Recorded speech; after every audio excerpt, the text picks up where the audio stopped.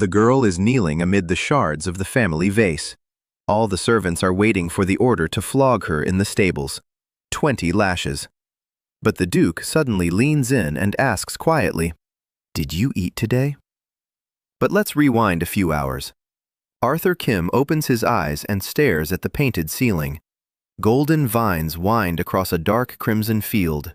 His head feels as if a nail had been driven between his eyes. He raises his hand and freezes. The hand is not his own. Long white fingers, slender wrists. He sits up with a jolt, and the world spins.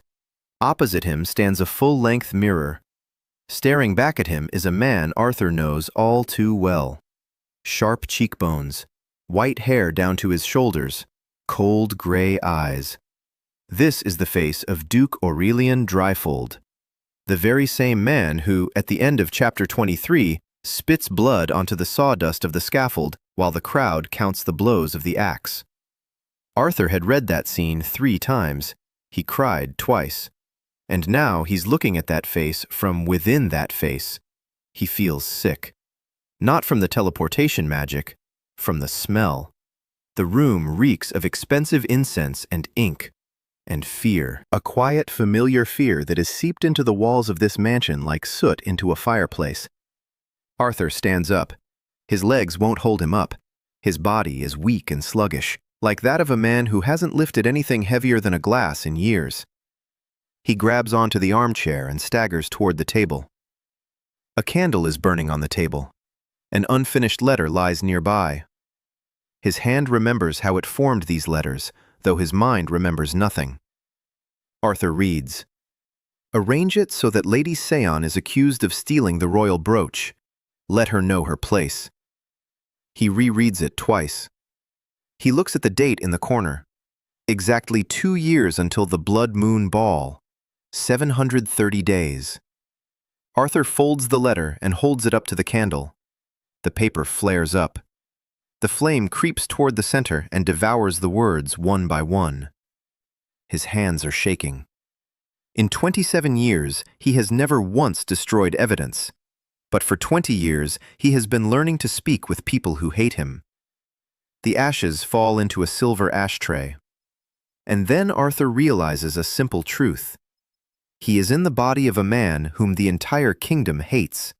He has no magic, no combat skills, not a single ally. But he does have a list of 47 crimes that this man has already committed or was about to commit, and knowledge of every plot twist right down to the last page. A knock at the door. Arthur flinches.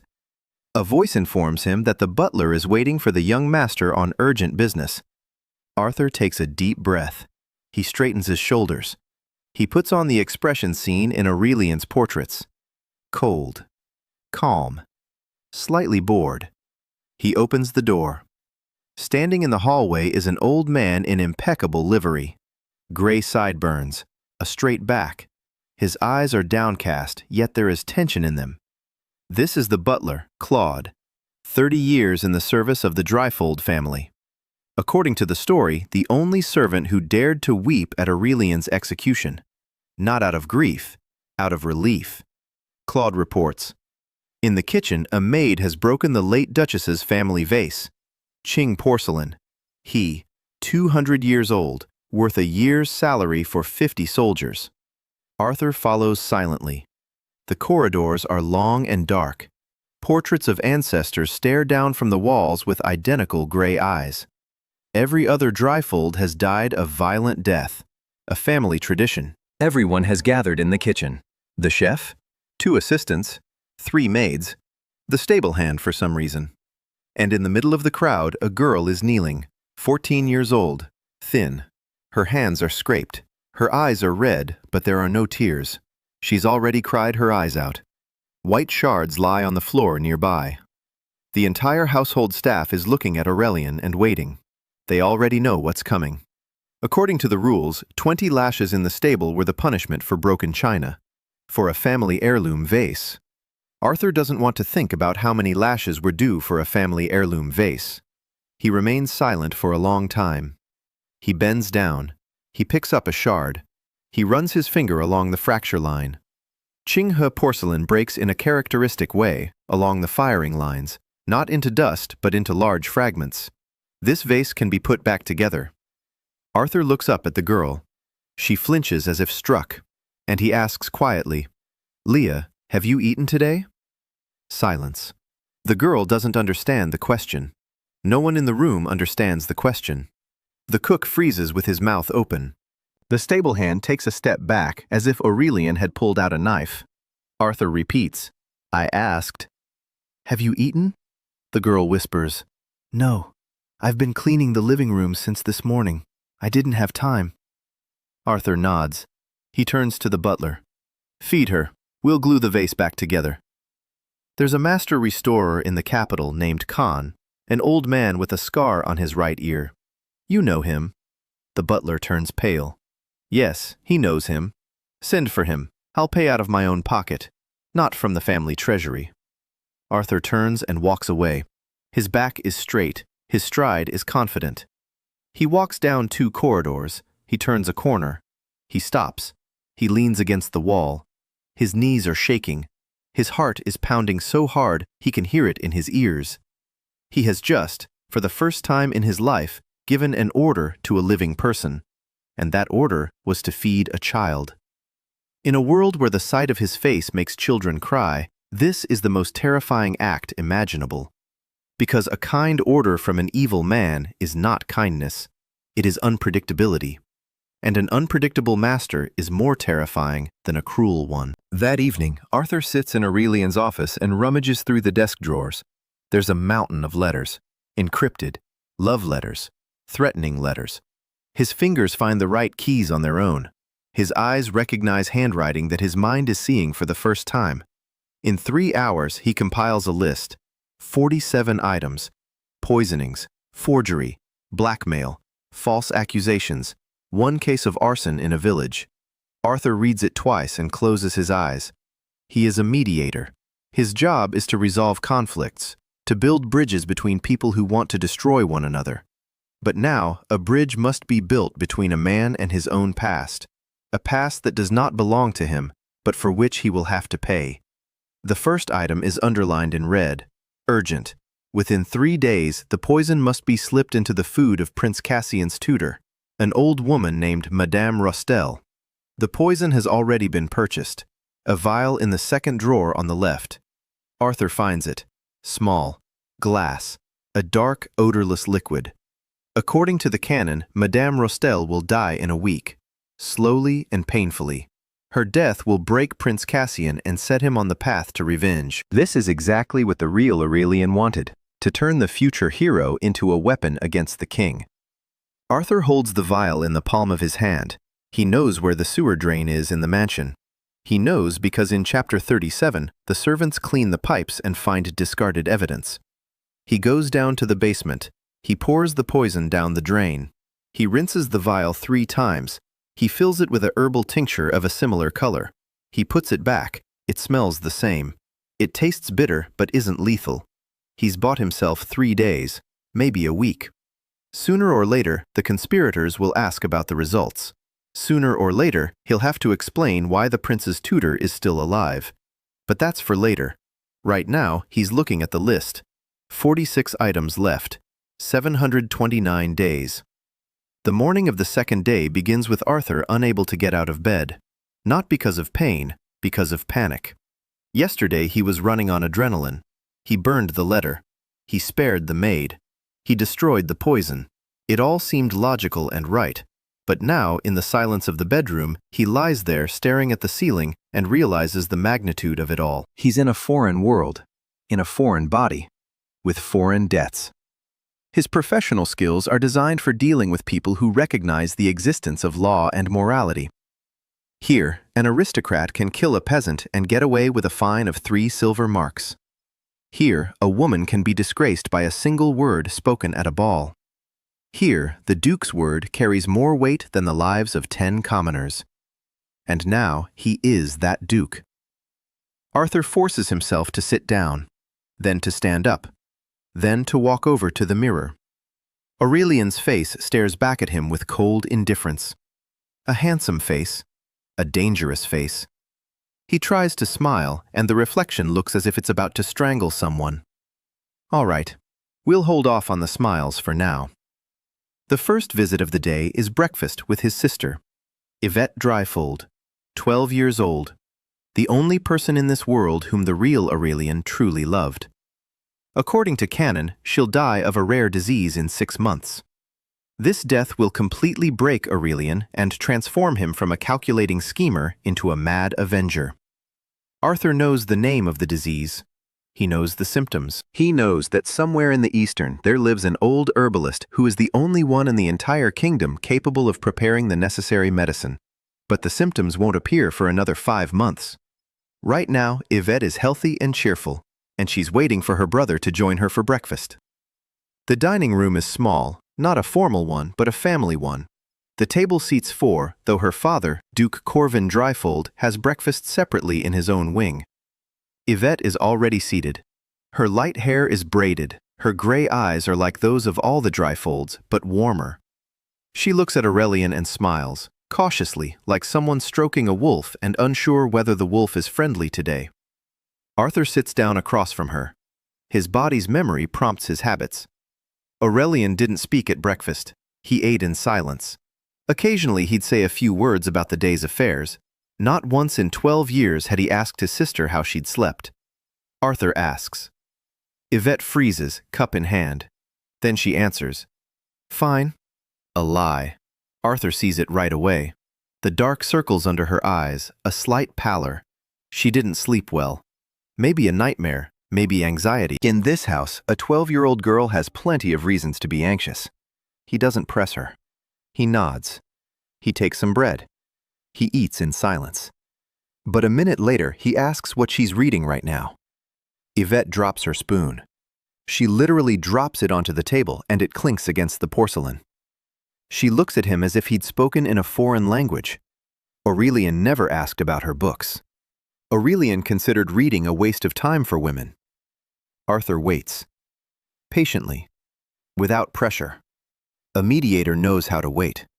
Sometimes silence speaks louder than words. Ivette answers slowly. She's reading a treatise on the history of the Northern Wars. Arthur raises an eyebrow. Not because he's surprised, because he remembers from the canon. Ivette Dryfold was a gifted girl with a sharp mind whom no one took seriously. Her interest in history and strategy was suppressed by her family as unbecoming of a duke's daughter. He says that the Northern Wars are an interesting topic, especially the siege of Kelmore. General Bran Thor's tactics are still studied at military academies. Ivette opens her mouth, closes it, opens it again. Then she quietly asks how he knows about the siege of Kelmore. He's never been interested in history. Arthur realizes he's made a mistake. Too much knowledge, too sudden a change. He backs down, shrugs, says he read about it the other day in his father's library. He couldn't sleep. He picked up the first book he came across. Ivette doesn't believe him. He can see it in her eyes. But she doesn't argue. Breakfast continues in a strange silence that's different from the usual one. It's not the silence of fear, it's the silence of curiosity. After breakfast, Arthur returns to his study and takes out the list. Item 2. In 5 days, midterm exams will be held at the Academy of Magic.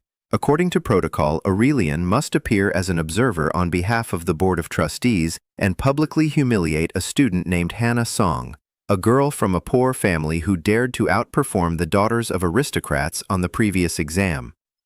Aurelian, her background. He declared that the daughter of a bankrupt baron had no right to stand alongside noble mages.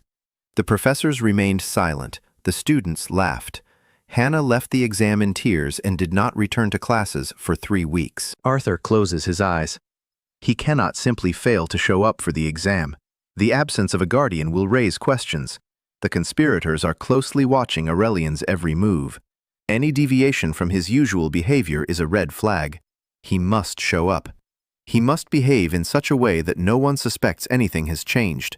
And at the same time, he must not ruin the life of a 19-year-old girl. A knock at the door.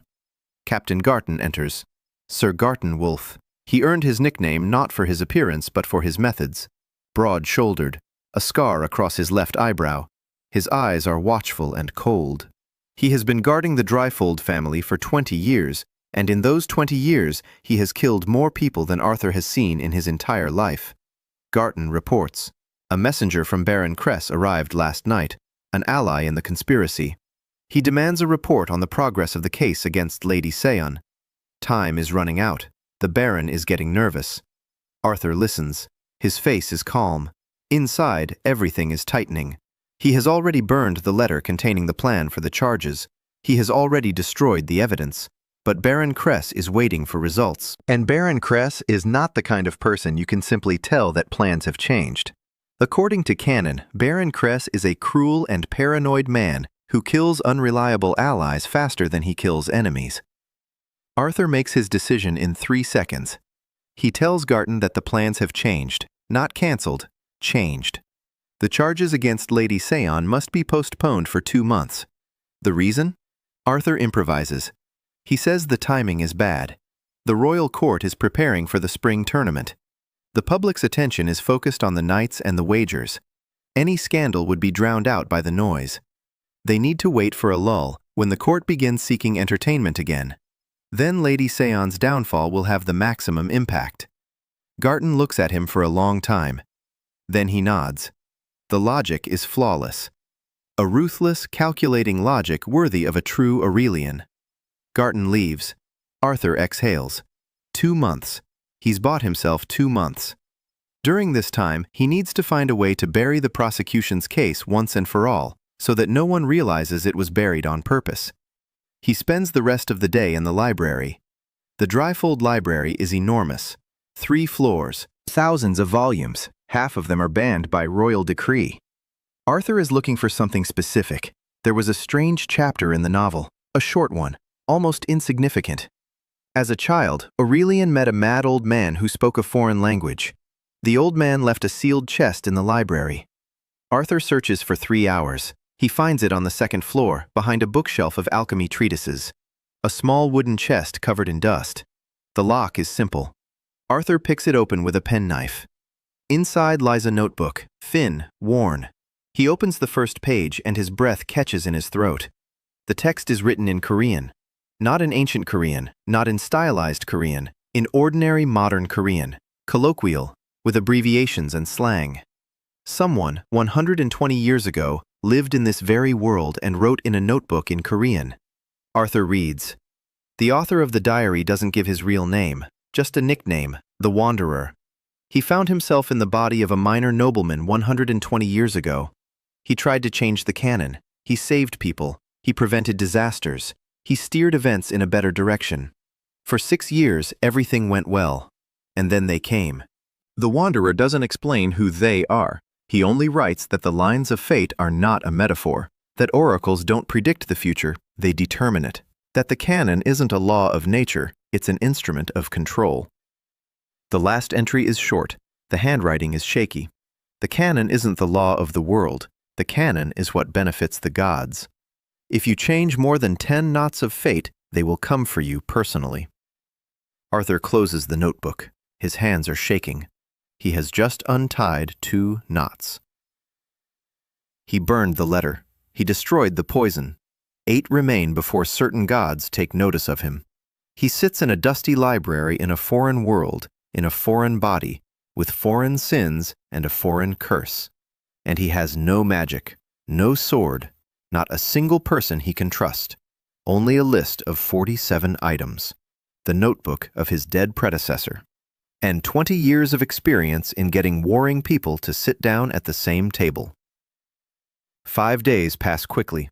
Arthur spends every hour studying 2 things. The first is Aurelian's papers. The second is the people around him. The documents reveal more about the conspiracy than a novel ever could. In a novel, the conspiracy is portrayed from the hero's perspective. Handsome young champions of justice pitted against hideous villains. Aurelian's documents paint a different picture. The conspiracy is a network. Dozens of people bound not by ideology but by mutual blackmail. Baron Cress holds the 3 judges by the nose. Duke Corvin controls grain shipments to the capital. Count Molière finances pirates on the southern coast. Each of them hates the others, yet they're all bound by a single chain. Break one link and the chain will strangle you. People are saying even more. Arthur watches the servants, how they move, how they speak, how they fall silent when he enters a room.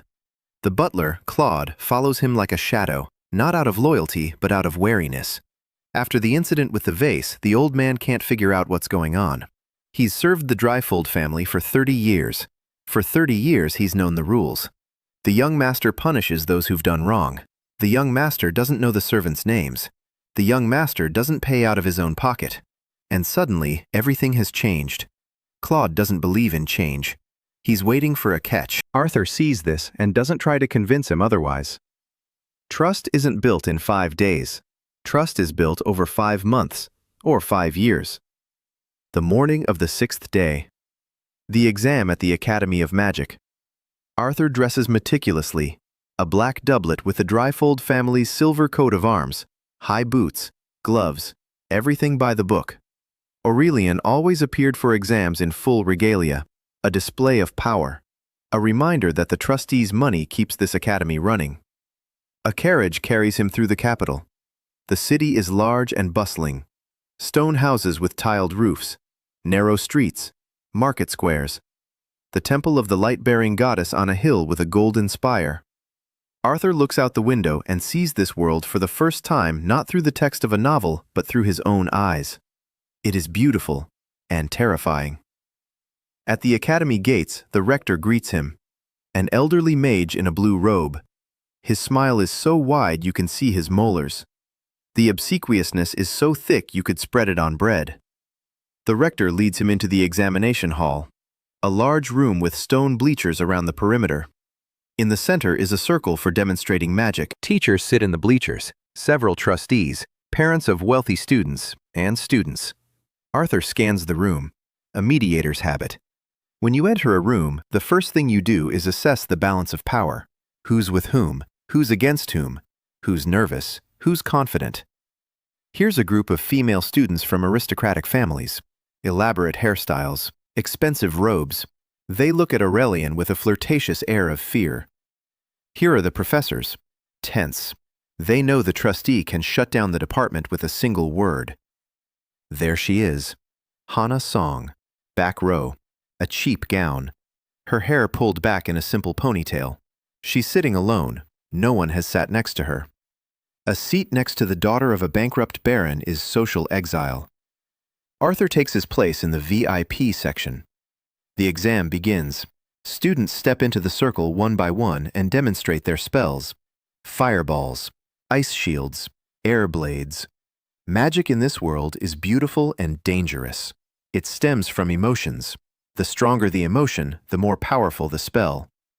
The aristocratic girls demonstrate technically flawless but weak spells. They were taught to control their emotions from childhood. Don't cry, don't scream, don't show joy too loudly. This makes their magic stable but lackluster. Hana is called up second to last. She steps into the circle. Her hands tremble slightly. Arthur sees her clench her jaw. She's afraid. Not of the exam, of him. She knows Aurelian is sitting in the stands. She remembers last time. Hana raises her hands. The air around her begins to vibrate, and Arthur sees what was described in the novel, but it looks completely different in real life. Hana's magic is different, not like the others. The others shape the spell from the outside. They mold it like a sculpture. Hana lets the magic flow through her. She doesn't control the fire.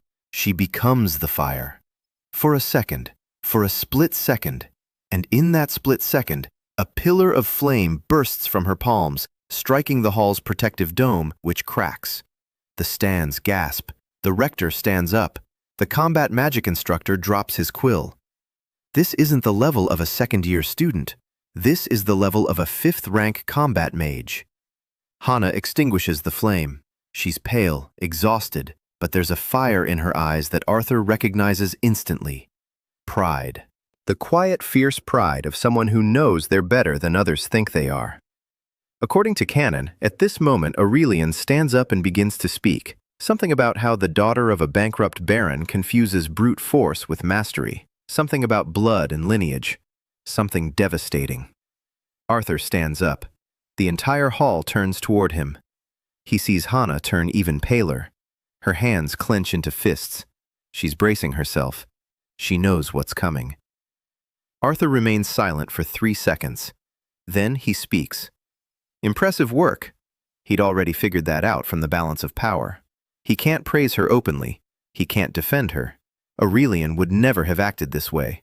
The conspirators will find out. Rumors will spread. But there's one thing he can do. He can simply sit back down. No comments, no humiliation. Just remain silent. And that will speak louder than any words. Because the entire room was waiting for the blow. The entire room was bracing itself. The professors were already lowering their eyes. The female students were already covering their mouths, getting ready to giggle. And the blow never came.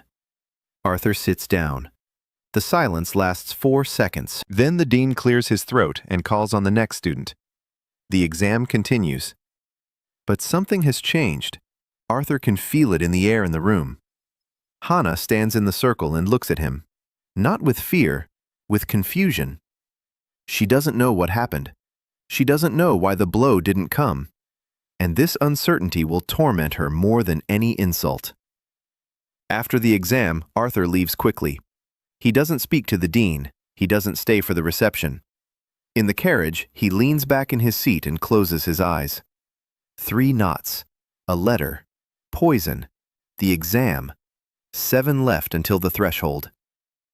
On the way home, he thinks about Hana Song. In the novel, she becomes one of the kingdom's most powerful mages. But the path to that is long and brutal. Without support, without a mentor, with constant humiliation. Arthur cannot openly become her mentor, but he can do something else. That evening, he sits down at the table and begins to write a letter, unsigned, without a coat of arms, on plain paper. He writes about the theory of magic, about the connection between emotions and the power of a spell, about how control does not mean suppression, about how her ability to channel magic through herself is neither savagery nor rudeness, but an ancient technique described in Orwin Silver's treatise from 1,000 years ago. A copy of this treatise lies in the Dryfold library.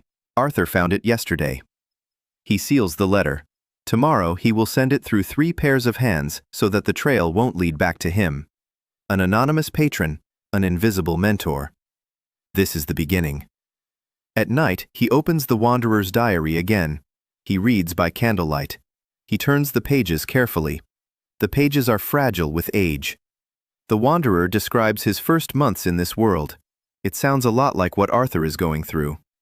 Fear, confusion, attempts to change small things, then big ones. The Wanderer also made lists.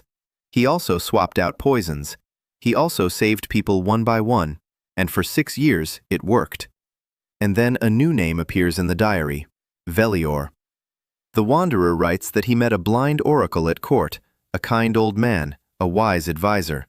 His predictions are accurate down to the day and hour. The Wanderer trusted him. 3 months later, the Wanderer lost everyone he had saved. Arthur rereads this passage 3 times. Velior, the court oracle. A kind, blind old man. Arthur remembers him from the novel. A minor character, a wise mentor. He appears at key moments with the right words. Everyone trusts him. Everyone listens to him. And if the Wanderer's diary isn't lying, then this kind old man is the true architect of everything that happens in this world.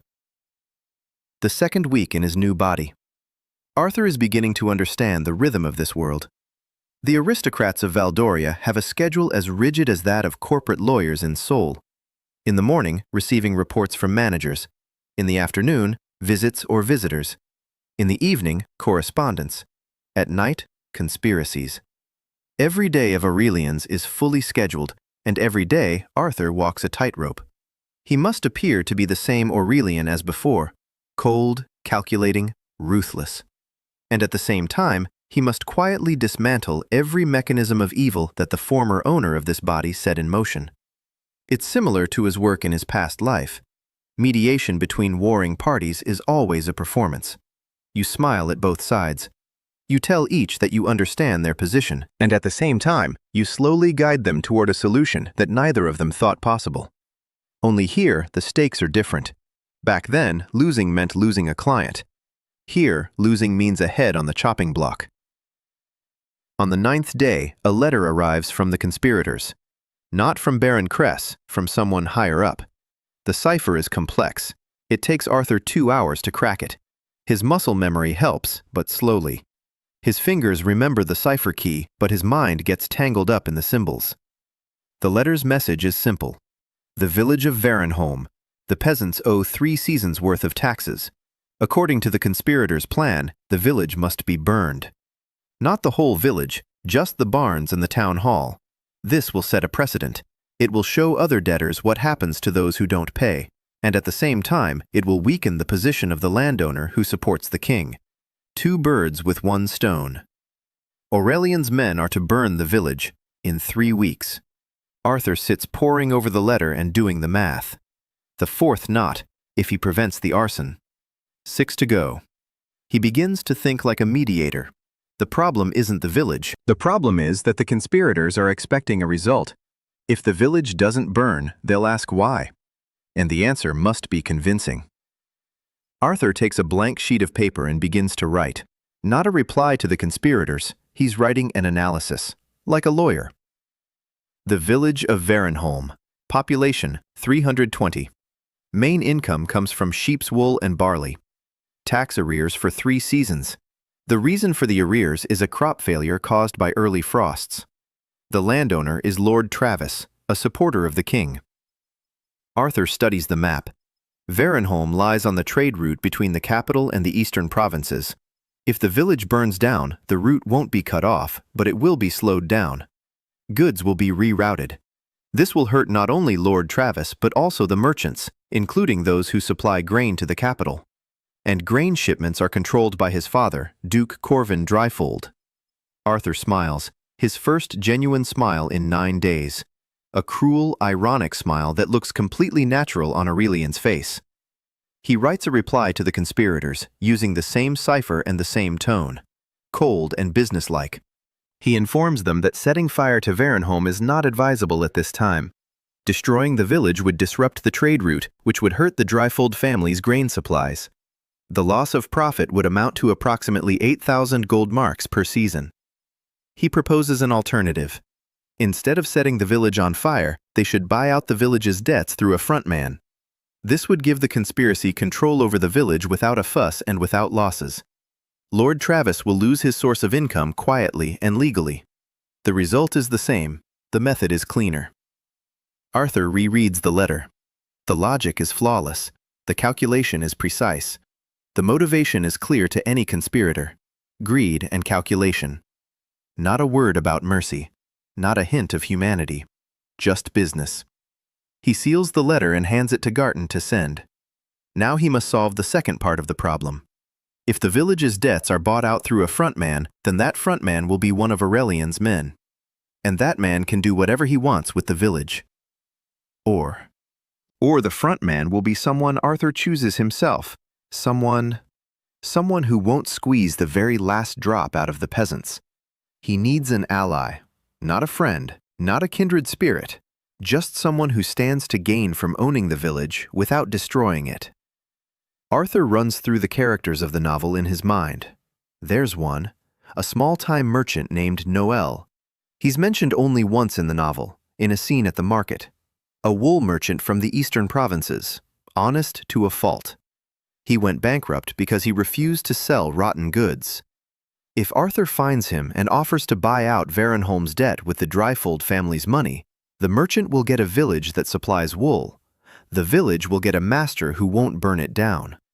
The conspirators will receive a report on the completed operation. Everyone is satisfied. No one is dead. It takes 3 days. Arthur sends Garton's men to find Noel. Garton doesn't ask why. The captain is used to following orders. But Arthur notices how Garton looks at him, more intently than before, scrutinizingly, like a dog that senses its master smells different. On the 12th day, what Arthur had been waiting for and fearing happens. His father summons him. Duke Aurelian Dryfold. His father's study is on the 3rd floor of the east wing. Large, dark, heavy blackwood furniture. On the wall, a map of the kingdom pinned with pins. Red pins mark allies, blue pins mark enemies, yellow pins mark those who haven't been identified yet.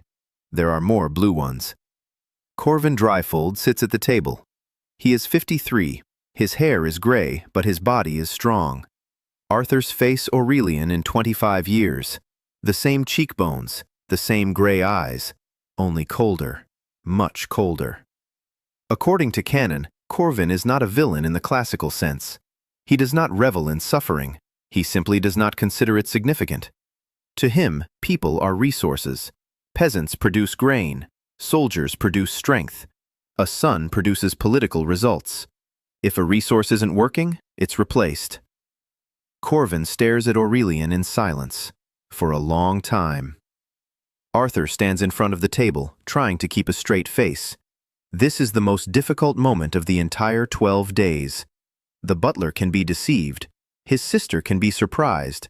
Garton can be guided. But his father knows Aurelian better than anyone. Corvin says rumors have reached him, the maid and the vase. Arthur remains silent. He waits. The mediator is never in a hurry to answer, especially when he doesn't know which answer is safe. Corvin continues. He says that being lenient with the servants is not a virtue. It's a weakness.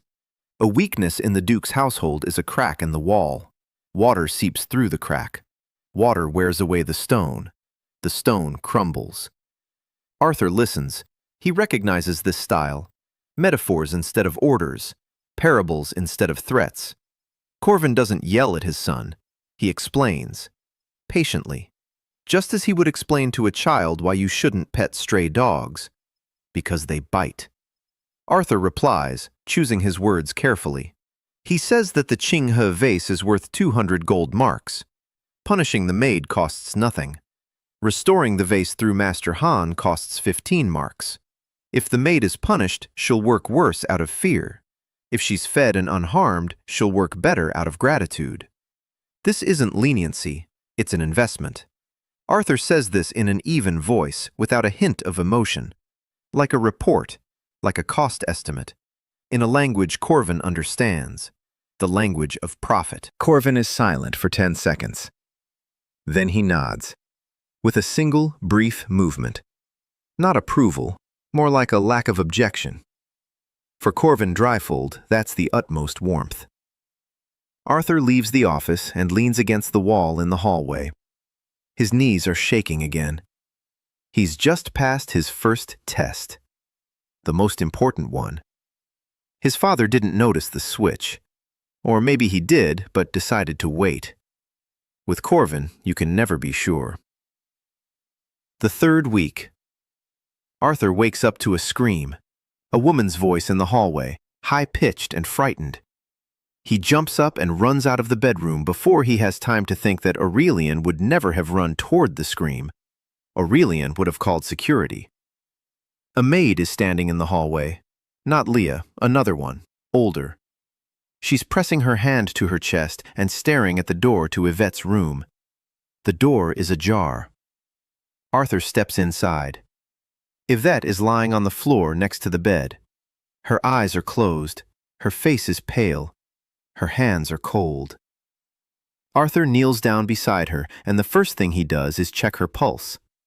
It's there, weak but steady. She's breathing. According to canon, Ivette's illness manifests after 5 months. Not now, not this early, so he's already changed something. Or the canon was inaccurate from the start. Or the novel left out some details. He lifts Ivette onto the bed. Her body is light, too light for a 12-year-old girl. He turns to the maid and orders her to call the doctor, immediately. The doctor arrives 20 minutes later, an elderly man with weary eyes.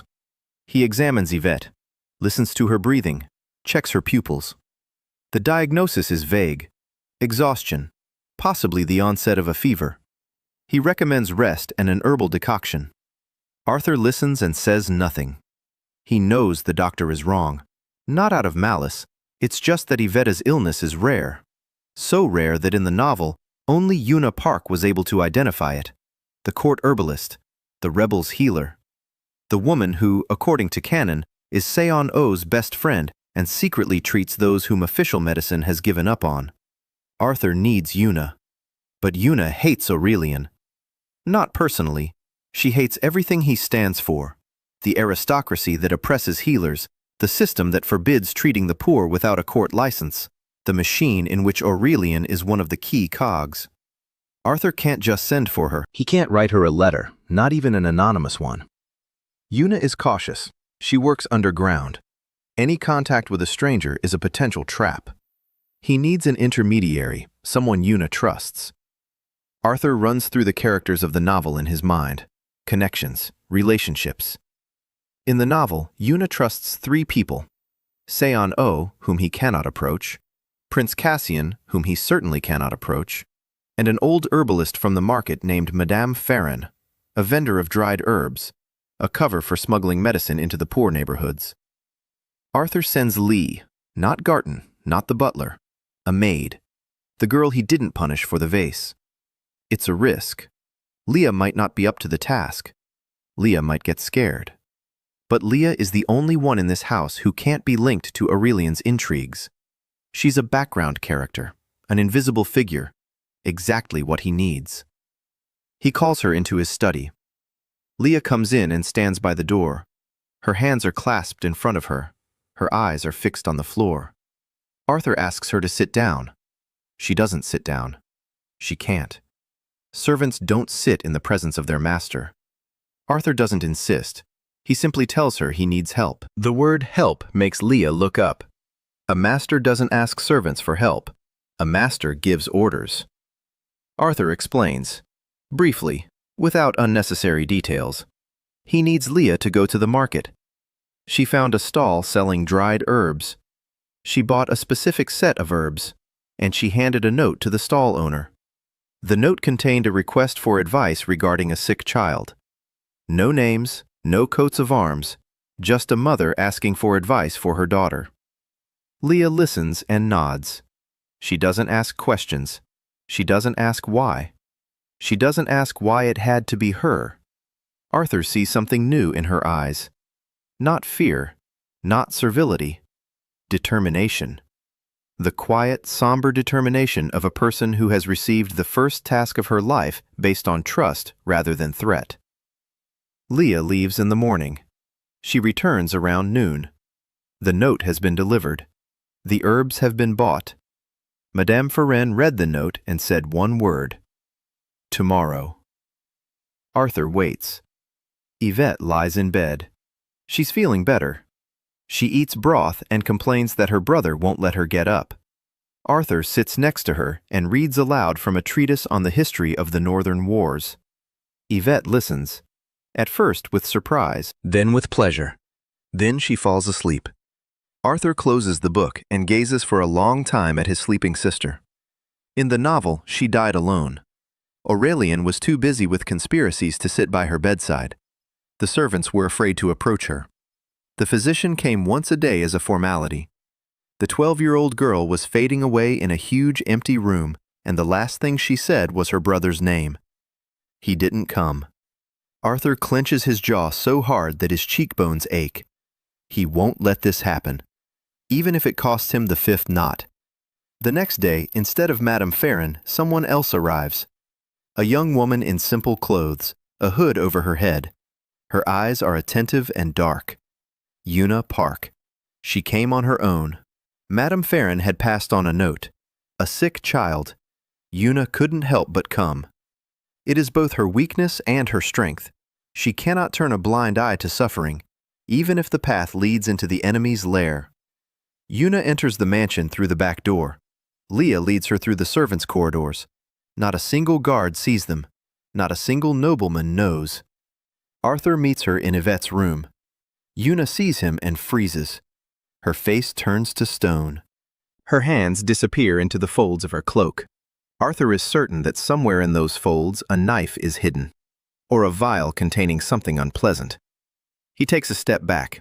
He raises his hands, open palms, a universal gesture. I'm unarmed. Yuna doesn't move. Arthur speaks.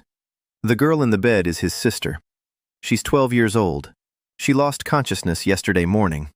The physician says it's exhaustion. Arthur says the doctor is wrong and that he needs a proper diagnosis from someone who specializes in rare diseases. He's willing to pay any amount. He's willing to leave the room if Yuna doesn't want him nearby. He asks for only one thing: to look at the girl. Yuna stares at him for a full 5 seconds. Then she shifts her gaze to the bed, to Ivette. Blonde hair on a white pillow, slender arms resting on top of the blanket. Yuna approaches. She sits on the edge of the bed. She takes Ivette's hand. Arthur sees Yuna's expression change. Professional. Focused. She closes her eyes. Arthur knows what she's doing. Yuna isn't just a herbalist. She's a diagnostician. One of the few who can sense the condition of the body through touch. Not magic in the classical sense. Rather, a heightened sensitivity to what's happening inside the human body. Yuna opens her eyes. She looks at Arthur. And for the first time ever, the hostile expression fades from her face. Because of what she has seen. She quietly states the diagnosis. Arthur listens and nods. He knows the name of the disease from the novel, but hearing it in person from the woman holding his sister's hand is something else entirely. Yuna names the disease in the language of this world, a long, complex term. The essence is simple. Ivette's body is slowly losing its ability to retain heat. Not heat from a fever, not a fever itself, internal heat, the very thing that makes a living body alive. Without treatment, in 6 months, the process will become irreversible. In 9. Arthur doesn't hear her out. He asks about treatment.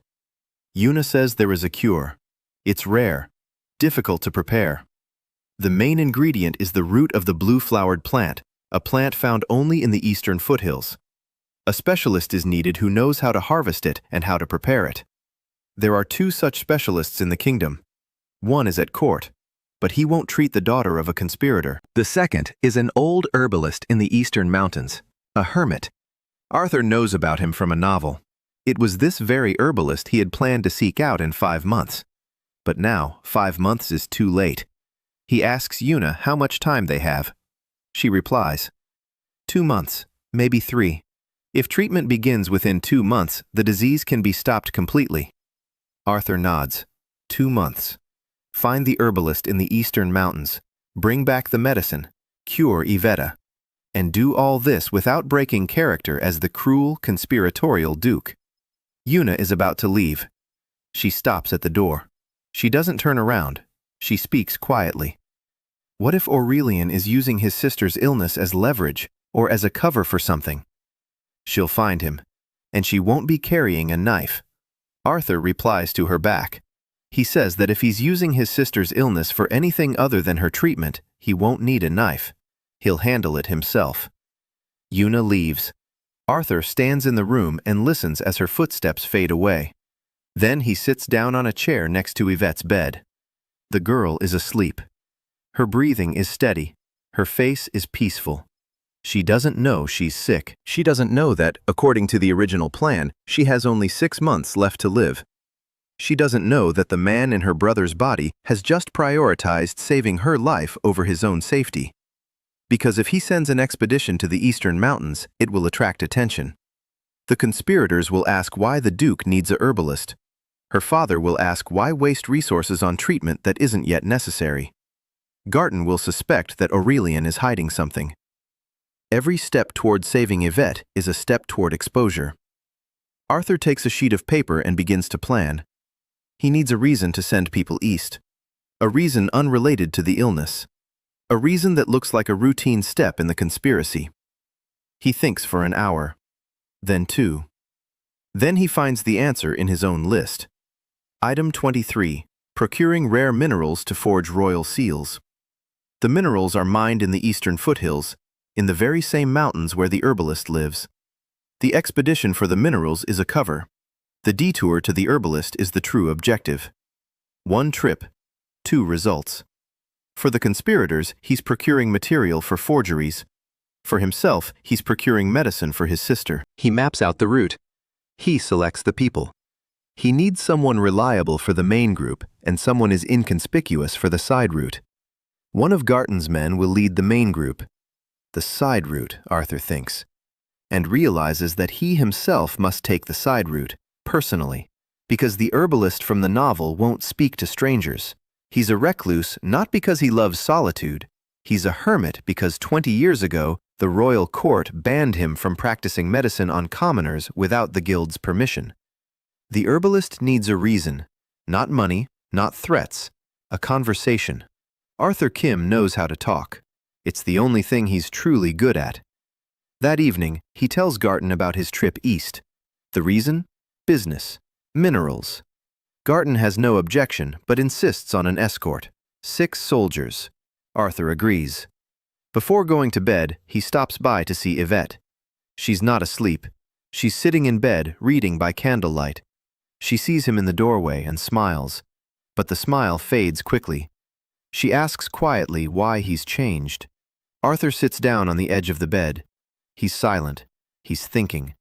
He can't tell her the truth. She'll sense the lie. So he has to find a middle ground. He says that one day he woke up and realized he didn't like the person he used to be, and he decided to try to become someone else. It's simple, it's honest, it's even true. Just not the whole truth. Ivette looks at him for a long time. Then she says she likes this new version of him. But she's afraid, because good things in their family don't last long. Arthur takes her hand. It's small and warm. Still warm, at least for now. He says he'll do everything he can to make it last. Ivette falls asleep. Arthur blows out the candles and leaves. Garton is standing in the hallway. The captain looks at him, and for the first time, Arthur sees in his eyes not suspicion, not wariness, confusion. Garton had seen the Duke sitting by his sister's bed, holding her hand. Garton has served this family for 12 years. For 12 years, no Dryfold has held another's hand. Arthur walks past the captain. He nods. "Good night, Sir Garton." Garton nods silently in response. Arthur goes to his study. He sits down at his desk. He opens the Wanderer's diary to a random page. He reads. The Wanderer writes about the 6th knot, about the moment when he realized he couldn't stop. That every person saved is a new connection, a new responsibility, a new reason to continue. And that this is exactly what the gods of the canon are counting on. They don't come right away. They wait. They wait until you become so attached to this world that you can't leave. And then they take everything away. Arthur closes the journal. He looks at the list. 43 items left. 4 knots untied. 6 to go before the threshold. And he's already attached to a 12-year-old girl who's falling asleep with a smile. The journey east takes 6 days. The carriage jolts along the rutted road, and Arthur feels every bump in his spine. Aurelian's body isn't built for travel. It's built for soft armchairs and silk pillows. By the 3rd day, everything from his neck to his lower back aches. 6 of Garton's soldiers ride on horseback on either side of the carriage. Silent. Disciplined. Each of them has killed more people than Arthur has shaken hands with in his entire career as a mediator. Garton didn't come along himself. He stayed at the mansion to guard Ivette. Arthur asked him to do so, and Garton agreed without question. This is the first time the captain has carried out a request rather than an order. The difference is subtle, but Arthur noticed it. The eastern foothills begin on the 4th day. Green hills give way to gray rocks. The air grows thinner and colder. Villages become fewer and farther between. The people in them are poorer.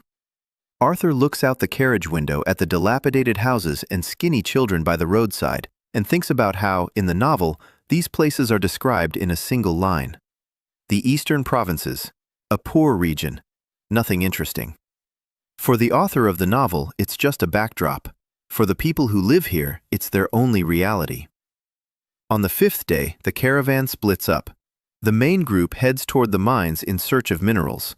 Arthur, accompanied by 2 soldiers, turns onto a mountain trail. The official reason: the Duke wishes to inspect the hunting grounds. The soldiers don't argue. They're paid for their silence, not for their opinions. The trail is narrow. They had to leave the carriage behind. Arthur is riding on horseback, and this is yet another ordeal. He doesn't know how to ride a horse. Aurelian's body knows how. But muscle memory and conscious control are two different things. The horse senses the rider's uncertainty and behaves accordingly. It jerks about, it snorts, it tries to veer off the trail. One of the soldiers looks at the Duke with poorly concealed surprise. Aurelian Dryfold has always ridden like a pro. Arthur attributes it to back pain from the long journey. The herbalist's hut stands on a mountainside, small, stone, a thatched roof, surrounded by garden beds with plants Arthur can't name. Smoke is coming from the chimney. That means the owner is home. Arthur dismounts. He orders the soldiers to wait below. He walks up to the hut alone. He knocks. The door opens. An old man, as thin as a stick. His face is darkened by the mountain sun. His eyes are clear and fierce. He looks at the coat of arms on Arthur's doublet, and his face closes off like a door he's about to slam shut. Arthur steps into the doorway. He speaks quickly. He hasn't come with an order. He hasn't come from the guild. He hasn't come from the court. He's because his sister is 12 years old, and she is dying. The old man freezes. He looks at Arthur, then at the coat of arms, then back at Arthur. He says that the Duke's daughters are treated by court magicians, not by exiled herbalists.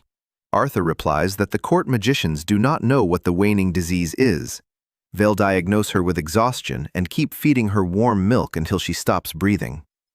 The old man shudders. The waning disease. He knows that name. Arthur sees his face change. The anger fades. Something else takes its place. Professional interest. And something else. Something akin to pain. The old man opens the door wider. Arthur steps inside. The hut is larger inside than it appears from the outside. Floor-to-ceiling shelves are crammed with jars and vials. Bunches of dried herbs hang from the ceiling. It smells of earth and something bitter. The old man introduces himself. Master Oren. Arthur recognizes the name from the novel. Oren the Armless. It's an ironic nickname because he does have hands, and they work better than those of any surgeon in the kingdom. Armless because the guild stripped him of his right to practice. It cut off his hands, not literally, but legally. Oren sits down. He doesn't offer his guest a seat. He says that the bluewort root grows on the northern slope, a 3-hour walk away, that it must be harvested at dawn when the dew has not yet dried, that preparing the medicine takes 7 days, 7 days that Arthur doesn't have. He must return in 4 days or Garton will send out a search party. Arthur thinks it over, then he makes an offer. He'll cover all the expenses. He'll provide rare ingredients from the Dryfold reserves, and as an additional payment, he'll bring Oren something more valuable than money, a new license to practice. Oren laughs, a short, dry laugh, and says that the guild issues the license, and the guild won't listen to a conspiring duke. Arthur shakes his head. He says the guild won't consider the request. But the guild is bound by its charter, and in the Healers Guild's charter there is paragraph 47. It concerns exceptional circumstances. If a practitioner can prove that his skills saved the life of a member of the high nobility, the guild is obligated to reconsider its decision to revoke the license. This isn't a request, it's the law. Oren is silent. He looks at Arthur, and something new appears in his eyes, not distrust, surprise. Duke Dryfold has just quoted the Healers Guild Charter, paragraph 47. Not a single aristocrat in the kingdom knows this paragraph. It would never occur to any aristocrat to look it up. Arthur knows it because it's mentioned once in the novel, in a footnote, in a chapter that most readers skip. Oren stands up. He says he'll go out to find the root at dawn, that the medicine will be ready in 7 days, that Arthur can send someone to pick it up. Arthur nods. He works out the details. He leaves a pouch of gold, and separately he leaves a letter addressed to the head of the Healers Guild's eastern branch. The letter contains a formal request to review Master Oren's case in accordance with paragraph 47 of the charter. Duke Dryfold's seal is at the bottom, Aurelian's signature. Oren takes the letter. His hands tremble slightly. He has lived in exile for 20 years. For 20 years he has treated whoever chance brings his way. For 20 years he has hated the system that cast him out. And now a representative of that very system is handing him the key back. Arthur leaves. Soldiers are waiting at the foot of the mountain. One of them asks why the Duke went to see the hermit. Arthur replies that he was buying poison. The soldier nods. It's an answer he understands. The return journey takes 6 days. Arthur counts. The 5th node. He saves Ivette, a cure that wasn't in the canon. 5 to go. Halfway there. On the 3rd day of the return journey, the caravan stops for the night at a roadside inn. Arthur can't sleep. He sits by the window and rereads the Wanderer's diary by the light of an oil lamp. The Wanderer writes about his 5th year in this world. By that time, he had already changed 9 nodes. He had saved hundreds of people. He had built a school. He had cured an epidemic. It seemed like everything was going well. And then he met Velior. The blind oracle came to him of his own accord, with a smile and words of wisdom. He offered his help. The Wanderer describes their first conversation.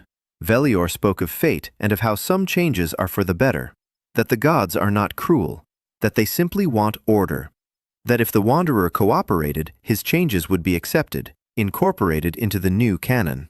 The Wanderer believed him. The Wanderer wanted to believe him. 3 months later, the school burned down. The epidemic returned. The people he had saved perished in a war that hadn't existed in the old canon.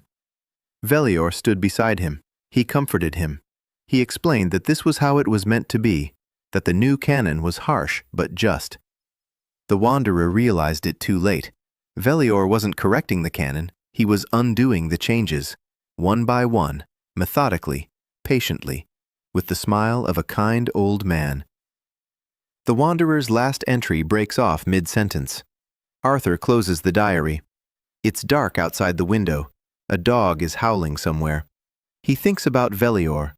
In the novel, the oracle appears 5 times, each time in just the right place, with just the right words. A wise old man who helps the heroes. But in reality, a wise old man who makes sure everything goes according to plan. His plan. Arthur hasn't met Velior in person yet, but he knows the meeting will take place. In the novel, the oracle visits Aurelian 2 months after the events begin. A formal visit, a check on the fate of the heir to the Dryfold family, a routine procedure. There are 3 weeks left until that visit. Arthur returns to the capital and is met by chaos. Not literally. On the surface, everything is calm. The mansion stands where it always has. The servants are at their posts. Ivette is in bed. Garton is at the door. But Arthur senses tension, like the smell of smoke before a fire. The first thing he learns from Garton is that while he was away, 3 letters arrived from Baron Cress. Not 1, 3. Each one more menacing than the last. The Baron demands a report on Lady Se-yeon. The 2 months that Arthur had bargained for are slipping away faster than he'd anticipated. Cress is getting nervous. A nervous Cress is a dangerous Cress. Second, the butler, Claude, is requesting an audience. This is unusual. Servants do not request audiences with their master. Servants report. The fact that Claude used the word audience means this is about something serious. Third, an invitation has arrived from the court. In 2 weeks, a small reception will be held at the king's palace. The Duke of Dryfold's attendance is mandatory, not recommended, mandatory. Arthur addresses the issues one by one. He begins with Claude. The butler enters the study. He closes the door. He stands before the desk.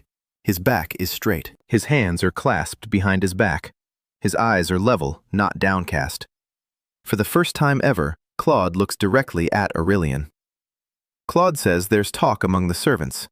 The young master has changed. He doesn't punish them. He pays them out of his own pocket. He knows the servants' names. This inspires not joy, but fear. The servants at the Dryfold estate are accustomed to a certain order of things. Cruelty is predictable. Kindness is not.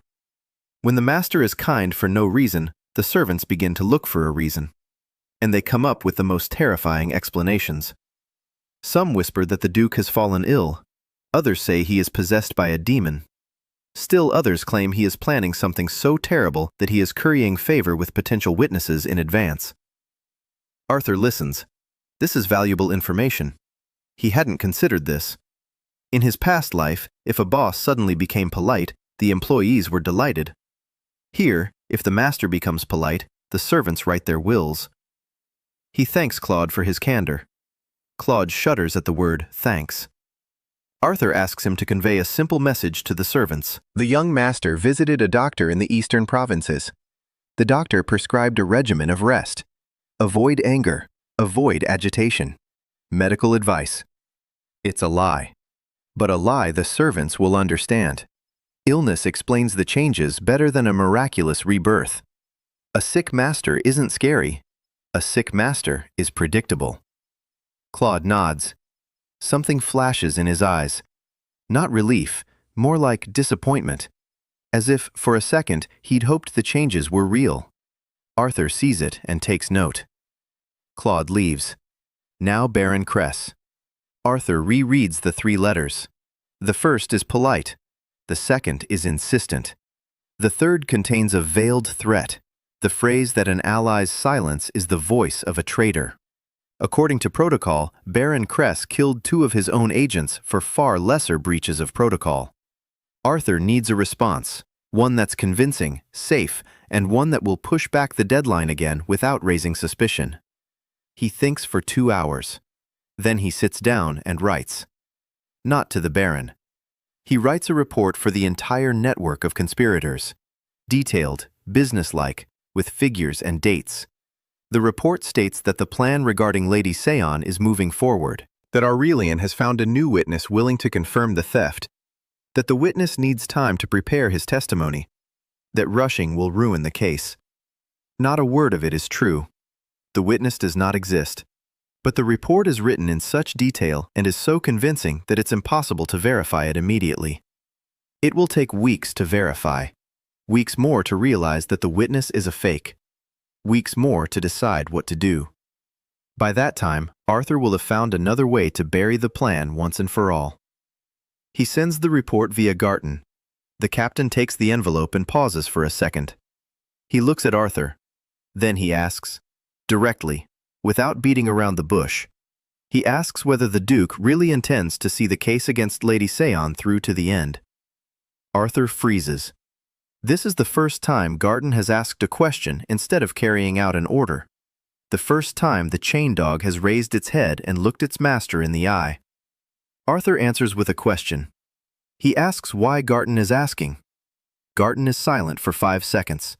Then he says that Lady Se-yeon is innocent, that he personally saw the theft report, that the report was forged, that he knew it from the very beginning, and he kept quiet because silence is his job.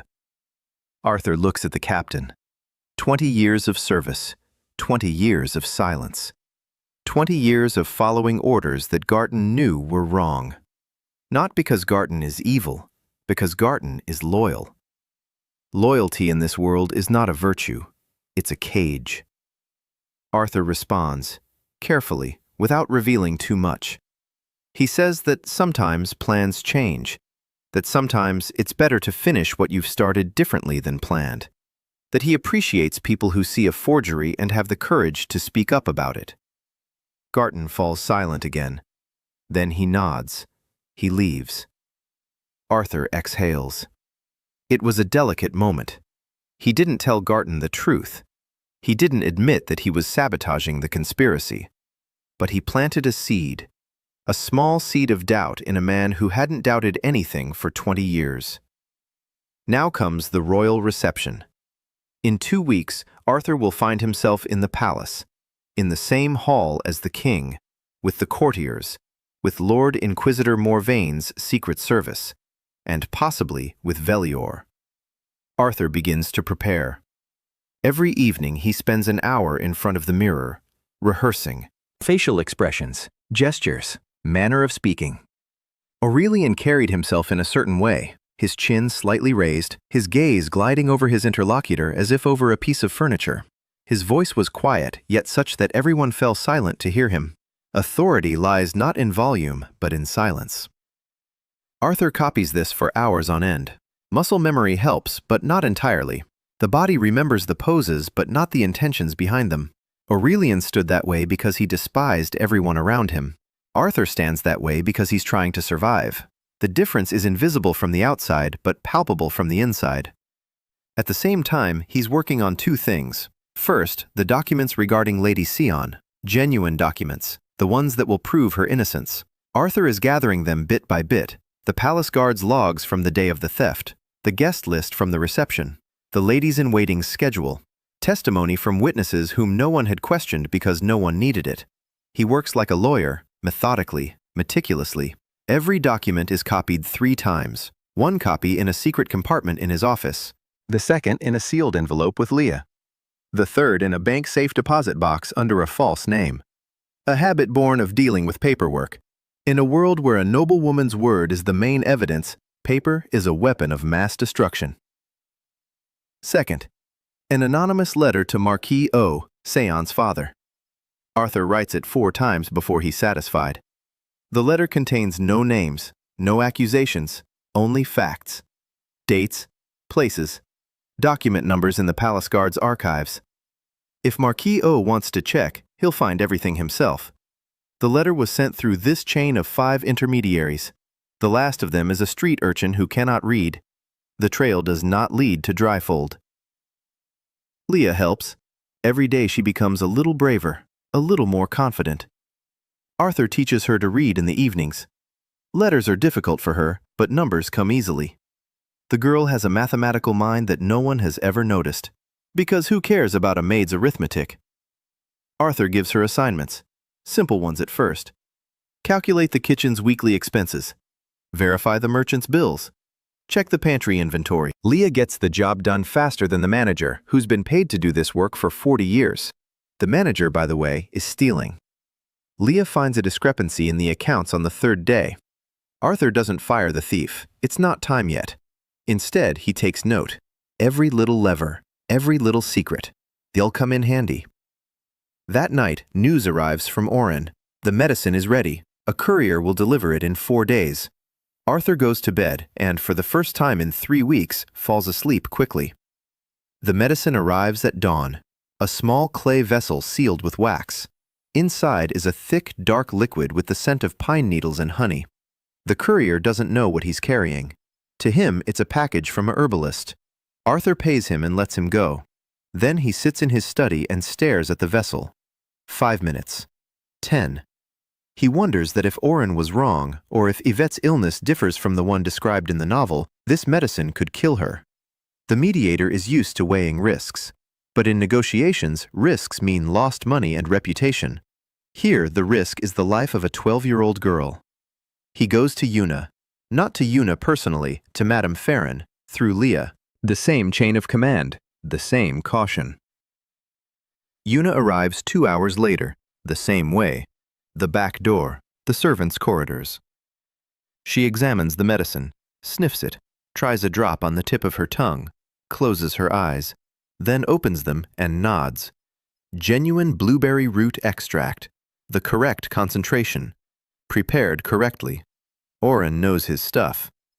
Yuna explains the regimen. 3 drops in the morning, 3 in the evening. 14 days, then a 1-week break, then a follow-up examination. If all goes well, Ivette will be healthy in a month. Arthur asks about side effects. Yuna replies. Drowsiness, loss of appetite in the first few days. Vivid dreams are possible. Nothing dangerous. Arthur nods. Then he does something he hadn't planned. He asks Yuna how many patients she's treating secretly. Yuna freezes.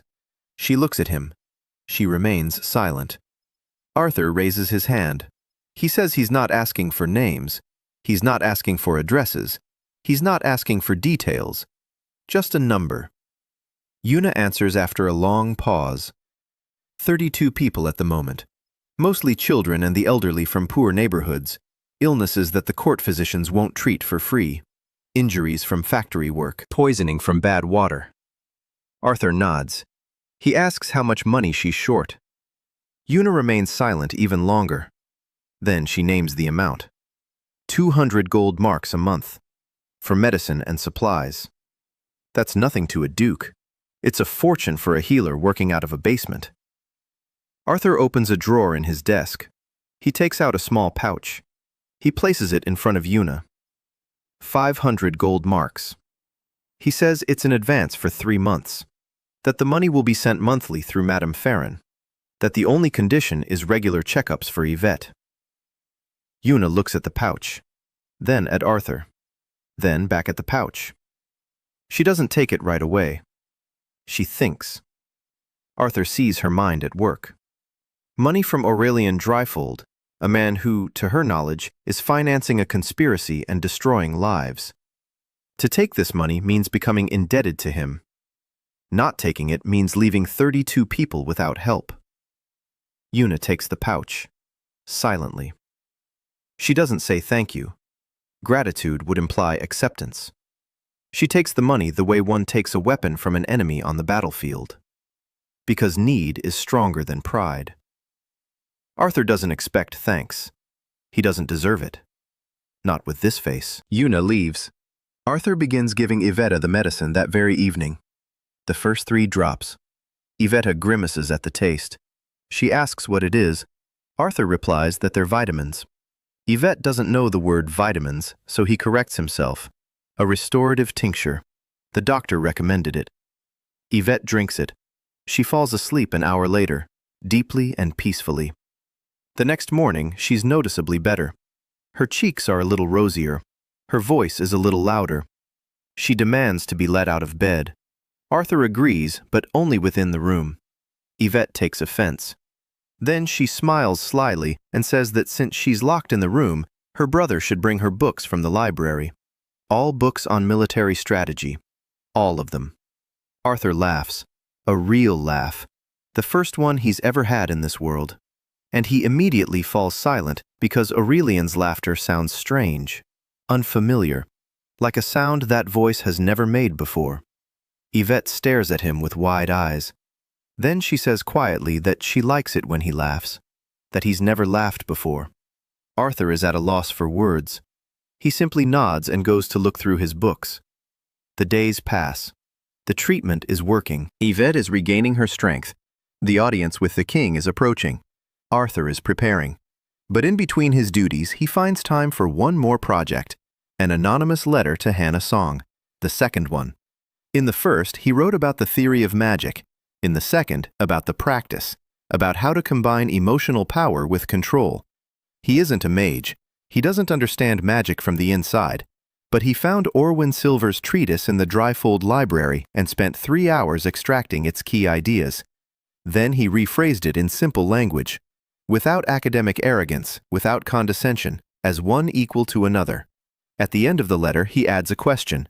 What do you feel at the moment when the flame gets out of control? Not what you do, what you feel. He knows that no one has ever asked her this question. The Academy teaches how to control magic, to suppress it, to shape it. No one asks young mages what they feel. But magic in this world stems from emotions. Ignoring a mage's feelings is like to neglect a building's foundation and then be surprised when the walls crack. The letter is sent through the same chain of intermediaries. Arthur doesn't know if Hana received the first letter. He doesn't know if she read it. He doesn't know if she threw it away or kept it. He's acting blindly, relying on what he knows from the novel. Hana Song was lonely in the novel, despised, hungry for knowledge and respect. If even one person takes her seriously, she will respond. A small audience with the king. The day is dawning. Arthur puts on his ceremonial doublet, black with gold, the Dryfold coat of arms on his chest, gloves, a sword at his belt, a decorative one. Aurelian didn't know how to use it, and Arthur certainly didn't either. A carriage carries him to the palace. The palace is enormous. White stone, golden spires, hundreds of windows. It stands on a hill above the city as a reminder of who's in charge here. There's a checkpoint at the gates. Guards. An invitation. A seal. Arthur is allowed through. He enters the hall, and the first thing he does is scan the room. A mediator's habit. The hall is large, but not a ballroom. This small reception is no ball. It's a business meeting disguised as a social gathering. 50 or 60 people. All high nobility. Arthur recognizes faces from the novel. There's Duke Aurelian, fat and cheerful. He owns half the southern vineyards. He secretly finances pirates. Here is Countess Vel, beautiful and dangerous, 3 husbands, all dead, all from different causes, all leaving her a fortune. Here is Lord Inquisitor Morvain, thin, dressed in black, eyes that miss nothing. He stands by a column and surveys the hall just as Arthur scans the room, professionally. Morvain notices Arthur. Their eyes meet for a second. Arthur feels a chill, not a magical one, just the gaze of a man who dissects people into their constituent parts and decides which parts are dangerous. Arthur looks away first, not out of weakness, out of calculation. Aurelian wouldn't have dared to lock eyes with an inquisitor. Aurelian avoided direct conflict. He operated from the shadows. Arthur picks up a glass of wine. He doesn't drink it, he just holds it in his hand. It's all for show. He moves through the hall, nods to acquaintances, exchanges empty pleasantries. He's playing a role. And all the while he's searching for one person. An old man, blind, a kind smile. The Oracle Velior. He finds him 20 minutes later. Velior sits in an armchair by the fireplace, a white robe, a blindfold over his eyes. His wrinkled hands rest on the armrests. 2 courtiers stand beside him, listening. Velior speaks softly, and both courtiers nod reverently. Arthur approaches. Not right away. First, he walks past. He assesses the situation. He listens. Velior speaks of the lines of fate, of how spring will be warm, of how the harvest promises to be good, of how the stars favor the king. The usual court prophecies. Beautiful, empty, safe. Arthur returns. He stops in front of the chair. Velior turns his head toward him, blind eyes behind a bandage. But Arthur could swear the old man sees him. Not with his eyes, with something else. Velior smiles, calls him by name, says he's glad to see the young duke, that he's wanted to talk for a long time, that Aurelian's lines of fate have been behaving unusually lately. Arthur feels a chill run down his spine. He smiles in response. He says he'd be happy to hear about his own lines if the wise oracle would be so kind as to share. Velior nods. He says he sees changes in Aurelian's destiny. Major changes, as if someone had taken the thread and begun weaving a different pattern. It happens, rarely, when a person experiences a profound upheaval, or when someone's will interferes with what is predestined. Arthur stands and listens. His face is calm. Inside, a storm rages. Velior knows, or suspects, or is testing him. Arthur replies that changes happen, that even a stone changes shape underwater. Velior laughs softly. He says that a stone does not choose to change. A stone yields to the water. But a person who consciously decides to change their fate, that is an entirely different matter. Such a person is either a hero or a heretic. Pause. Arthur waits.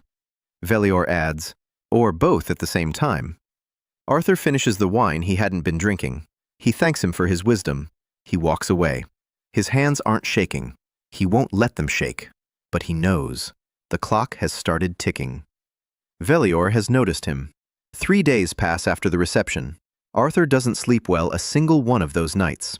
Every time he closes his eyes, he sees Velior's smile. Kind, warm, utterly fake.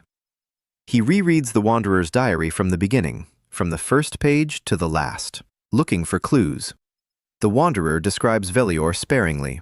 An old man who knows more than he says. An old man who is always there when needed. An old man whose prophecies come true because he fulfills them himself. The Wanderer writes that he realized this too late, when all his achievements had already been undone, when the people he had saved found themselves in trouble again, when the new canon written by Velior turned out to be harsher than the old one. Arthur sets the diary on the table and thinks. The Wanderer acted alone. He saved people personally. He changed events with his own hands.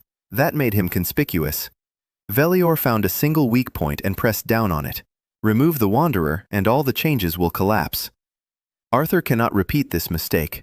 He must not be the sole node in the new network. He must be invisible. Every change must look as if someone else made it, or as if it happened on its own. On the fourth day after the reception, what Arthur had been waiting for happens. Marquis O launches an investigation. The anonymous letter with the facts worked. The Marquis is a proud and stubborn man. When he is shown that his daughter was innocent and the evidence was fabricated, he does not go to the king to complain. He hires a private investigator, quietly, without fanfare. Rumors of this reach Arthur 5 days after the investigation begins. Not from his own people, from Garton. The captain delivers the news with a stony face, but Arthur sees a question in his eyes, the same question as before. Garton knows that the evidence against Se-yeon was fabricated. Garton knows that Aurelian fabricated it. And now someone has launched an investigation that will sooner or later lead to the Dryfolds. The captain is waiting for orders. Destroy the evidence, intimidate the witnesses, get rid of the investigator. The usual routine. Arthur remains silent. Then he says that the Marquis's investigation doesn't worry him, that the evidence has been destroyed, that the trail leads to a dead end. Garton nods, but Arthur can see that the captain isn't convinced. Garton is a professional. He knows that a trail never leads to a complete dead end. There's always a thread left. There's always someone who's seen too much. Arthur knows this too, and that's exactly what he's counting on. The Marquis's investigation must succeed. Not right away, not easily. After months of painstaking work. The Marquis must find the truth himself, prove his daughter's innocence himself, clear her name himself. If the truth comes from Aurelian, no one will believe it. If the truth comes from the Marquis himself, it will be irrefutable. Arthur learned this in his past life. The best mediation is the kind that no one notices. When both sides walk away feeling that they reached the solution on their own, without help, without a mediator. The mediator is invisible. Meanwhile, Ivette is recovering. 7 days of treatment. The color has returned to her face. Her appetite has returned. She's running through the hallways again, and the servants have stopped whispering about demons. Yuna comes for a checkup. She's pleased with the results. She says the treatment needs to be repeated in a month to consolidate the progress. Before leaving, she pauses. She looks at Arthur. She says she's been watching him for 3 weeks. She sees 2 things that don't add up. First, he cares for his sister in a way no Dryfold has ever cared for their own kin. Second, he's still corresponding with the conspirators. He's sending encrypted letters. He's planning operations. She saw the envelopes on the table. Yuna asks directly, "Who is he?" Not what he's doing. Who is he? Arthur remains silent for a long time. Then he says, "A man trying to fix what he broke." Yuna looks him in the eyes for 10 seconds. Then she turns and walks away. She doesn't say whether she believes him or not. She just walks away. But she'll come back. Arthur knows it. Because Ivette needs a second round of treatment. And because Yuna's 32 patients need the money Arthur pays. Their relationship isn't based on trust. It's based on necessity. For now, that's enough. Another week passes. Arthur receives a reply from Hana Song. Not personally, through the same chain of intermediaries. An unmarked envelope. Inside are 4 pages of neat handwriting. Hana writes like someone who's finally let it all out. She answers his question. What she feels when the flame gets out of control. She writes that she feels fury. Not anger, fury. At the professors who look right through her. At the female students who whisper behind her back. At the father who drank away his inheritance away. At the world that decided for her who she could be. And the moment that fury fills her to the brim, the magic bursts forth. Not from her hands, from her whole body, like a scream trapped in her throat. She writes that she's afraid of this, not the flame, herself. That one day the fury will burn not just the target, but everything around it. Arthur reads the letter twice. Then he sits down and writes a reply. He writes that rage is not a weakness. That Orwin Silver's treatise describes a school of magic built precisely on anger, not on suppressing it, but on channeling it. The difference is like that between a river held back by a dam and a river flowing through a canal. Sooner or later, the dam will burst. A canal works forever. He writes that she doesn't need to stop getting angry. She needs to learn to choose what to be angry about. This isn't a technique, it's a philosophy. And it begins not with magic, but with a simple question. What do I want to protect? Not destroy. Protect. He seals the letter and sends it. Another invisible bridge. Another thread in the web he's weaving. Not a conspiracy, not a spy network. A network of people who are beginning to make their own choices. In his 6th week in his new body, Arthur takes stock of the situation so far. 5 nodes have been altered. The letter has been burned. The poison has been destroyed. Hana has not been humiliated. The village has not been burned. Ivette is receiving treatment. 5 to go. Marquis O's investigation is proceeding as planned. Yuna is being funded. Hana is receiving mentorship. Leah is studying. Garten has his doubts. All of this is invisible. All of this is quiet. None of these processes is directly connected to Aurelian. The Marquis uncovered the facts on his own. Yuna receives money through an intermediary. Hana is corresponding with an anonymous person. The village is saved through a business decision. Ivette is being treated with medicine from an unnamed herbalist. Arthur stands at the center of the web and cannot be seen. But Velior sees the web. Arthur is certain of this. The old man doesn't know who is weaving the web, but he knows that someone is weaving it. Because the knots of the canon are coming undone, one by one, slowly, quietly, unstoppably. The question is, what Velior will do. The Wanderer's Diary offers a clue. Velior does not act brutally. He does not kill. He does not destroy. He corrects. He creates circumstances under which the changes cancel themselves out. The illness returns. The investigation reaches a dead end. The letter goes missing. The fire happens after all. Not by order, but by a twist of fate. Arthur must be ready. Every change must be protected, not by him, but by those who have a stake in it. Yuna protects Ivette. The merchant Noel protects the village. The Marquis O protects Se-yeon's reputation. Hana is protected by her own magic. Arthur is no hero. Arthur is a gardener. He plants seeds, he waters them, and then he steps aside. 2 months in Aurelian's body. The morning begins with Leah knocking on the door and announcing that a visitor has arrived. Not a messenger, not an ally. A visitor, a woman, uninvited, without warning.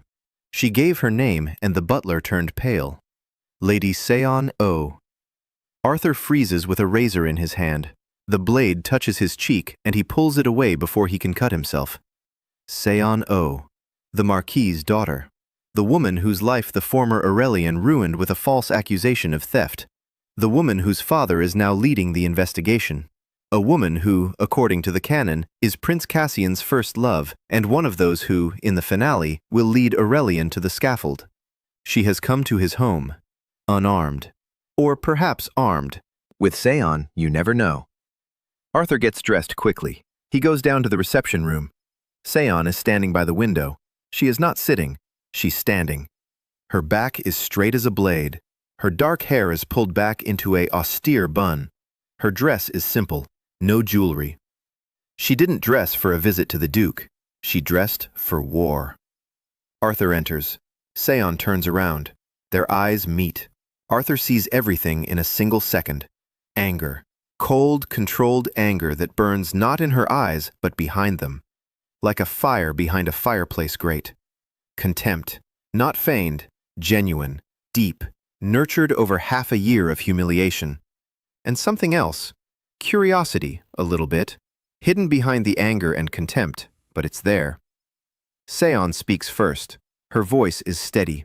She says her father has launched an investigation, that the investigation has uncovered some interesting things, that someone anonymously sent the Marquis documents, indicating that the evidence in the theft case was fabricated, that the Marquis doesn't know who sent them. But Se-yeon is a smart woman. She traced the chain of intermediaries, 5 links. The 4th link is a boy from the market. The 3rd link is a laundress from the Eastern Quarter. The second link is a paper merchant. The first link, a dead end. But the paper on which the letter is written is no ordinary paper. It's paper from Kref's workshop, expensive, thick, with a watermark visible against the light. Only 3 families in the capital buy this kind of paper. The Dryfold family is one of them. Arthur listens and is inwardly impressed. He spent a week creating a chain of 5 intermediaries. She unraveled it in 3 weeks. Not completely, but enough to lead her here.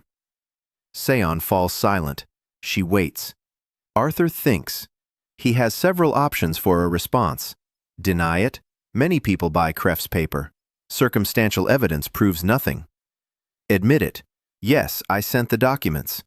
But that means exposing himself to a woman who has every reason to destroy him. He chooses the third option, silence. He sits down in the chair across from her. With a gesture, he invites her to sit down. She doesn't sit down. He doesn't insist. A minute passes. Se-yeon is the first to break the silence. She asks why. She doesn't ask if it was him. She already knows. She asks why. Arthur answers, slowly. Every word is carefully weighed. He says that 6 months ago, the man who wore this face committed a crime against her. That this crime was despicable and calculated. That it destroyed her reputation and her life at court. That he cannot undo the past. He cannot erase what was done, but he can ensure that the truth comes to light. Not from his own lips, from documents, from facts, from evidence that cannot be disputed. He doesn't say, "I'm sorry." He doesn't say, "Forgive me." He remembers his principle. Don't apologize. Make amends. Se-yeon looks at him, silently, for a long time. Then she says quietly that she doesn't understand, that the Aurelian Dryfold she knew isn't capable of this, that Aurelian relished her downfall, that Aurelian smiled when her name was dragged through the mud at every reception. Arthur nods. He says she's right. That Aurelian isn't capable of it. Se-yeon takes a step forward. Her eyes narrow. She asks, "Then who is standing before me?" Arthur remains silent. It's a question he can't answer honestly. He can't say that he's a man from another world trapped in a stranger's body. He can't explain that he knows her story because he read it in a book. He answers evasively. He says that people sometimes change, that one day he looked at his life from the outside and didn't like what he saw. Se-yeon shakes her head. She says people don't change like that. Not in 2 months. Not that much. She saw the way Aurelian looked at her at the reception 6 months ago, and a person with that kind of look doesn't just wake up one day and become kind. She's right. Absolutely right. And Arthur has nothing to say in response except the truth, which he can't tell her. He does the only thing he can. He takes a folder out of his desk drawer. He places it in front of Se-yeon. The folder contains a complete set of documents on her case. Every forgery is marked. Every lie is documented. The names of the witnesses who lied under oath. The names of the officials who turned a blind eye. Dates, seals, transcripts. Everything needed not only to clear her name, but also to bring the guilty parties to justice. Se-yeon takes the folder, opens it, flips through the pages. Her hands aren't shaking, but Arthur sees her knuckles turn white. She reads, and with every page, her face grows more and more impassive. Not out of indifference, out of effort. She's holding herself together. Because if she lets go, the steel-willed woman who walked into this room will turn into the little girl who was betrayed. Se-yeon closes the folder. She presses it to her chest. She looks at Arthur and says one sentence. "If this is a trap?" She doesn't finish. She doesn't need to. Arthur understands. If this is a trap, she'll come after him with something more terrifying than a dagger. He nods. He says he understands, that he's not asking for anything in return, that the folder is hers and she can do with it as she pleases. Se-yeon turns and leaves. She doesn't say goodbye. She doesn't thank him. Her heels click on the marble floor. The door closes. Arthur sits in his chair and listens to the silence. The sixth knot. He gave her a weapon. A real weapon. Documents that could destroy not only the false accusation, but also those who created it, including the former Aurelian. including himself. If Se-yeon uses these documents in court, they'll expose Dryfold's role, and then all his other plans will collapse. The conspirators will realize he has betrayed them. The father will realize his son is out of control. Veliore will gain the perfect tool to bring the canon back on track. Arthur knows all this, and yet he handed over the folder anyway, because there are things more important than his own safety. Justice for the man you destroyed is one of them. That evening, Garton arrives. He stands silently by the door. Arthur looks up from his papers. Garton says he saw Lady Se-yeon, that she was leaving with the folder, that he recognized the Dryfold coat of arms on the seal. Arthur waits. Garton says that if the contents of the folder become known, it's the end. Not for Se-yeon, for the Dryfolds. Arthur nods. He asks if Garton thinks she deserves the truth. Harton is silent. Then he answers. He says that the truth and survival rarely go hand in hand. Arthur replies that sometimes you have to choose. Harton stands there for another minute. Then he leaves, without saying yes or no. But he didn't run to Duke Corvin. He didn't send a messenger to the conspirators. He didn't sound the alarm. He simply left. Arthur thinks about this all evening. Garton had remained silent for 20 years. For 20 years he'd followed orders. For 20 years he'd suppressed the knowledge that his masters were doing evil. And now, for the first time, someone in this house is doing the right thing. And Garton doesn't know how to react to it. The mechanism has broken down. The familiar chain of order, execution, silence has cracked. You can slip a finger into that crack. Then a hand. Then crawl through entirely. Arthur goes to bed. He can't fall asleep. He stares at the ceiling and counts. 6 knots out of 10, 4 to go. Veliore is already on high alert. Se-yeon is walking through the city with a bomb in his hands. The conspirators are waiting for results. Father is watching. Every day the horizon narrows. Every day the room to maneuver grows smaller. And yet, every day someone in this world lives a little better than yesterday. Ivette laughs at breakfast. Leah counts faster than the manager. Hana writes letters to a stranger and, for the first time in her life, feels that someone is listening to her. The village of Varenholm stands intact. Madame Rostel is alive and teaching Prince Cassian. Yuna's 32 patients are receiving their medicine. 6 milestones, 6 small victories. Arthur closes his eyes and falls asleep, thinking that tomorrow he must begin preparing for the 7th. The 3rd month. Arthur feels the ring tightening. Not just 1, 3 rings at once. The first ring is the conspirators. Baron Kress sent a man in person. Not a letter, a man. A short man with colorless eyes and a way of standing that ensures he always has the door in his line of sight. He introduced himself as the Baron's secretary. Arthur knows from the novel that this secretary has killed at least 6 people on his master's orders. The secretary is polite. He smiles. He conveys that the Baron is concerned about the delays, that the witness in the Se-yeon case must be ready, that further delays will be regarded as a refusal to cooperate. He doesn't threaten. He doesn't raise his voice. He simply states the facts in the tone of a man accustomed to seeing problems resolved after his visits, one way or another. Arthur receives him in his office. He plays his part. A cold gaze, a calm voice. He says the witness is ready, that the testimony will be presented in 2 weeks at a closed council session, that rushing the process means risking failure. The secretary listens, nods. He leaves. Arthur knows that in 2 weeks he'll have nothing to present. The fake witness doesn't exist. But something else will happen in those 2 weeks. Marquis O will conclude his investigation, and when the truth about Se-yeon's innocence comes to light through the Marquis, rather than through the conspirators, the prosecution's entire plan will collapse on its own. Not through Aurelian's fault, by a twist of fate. Arthur didn't sabotage anything.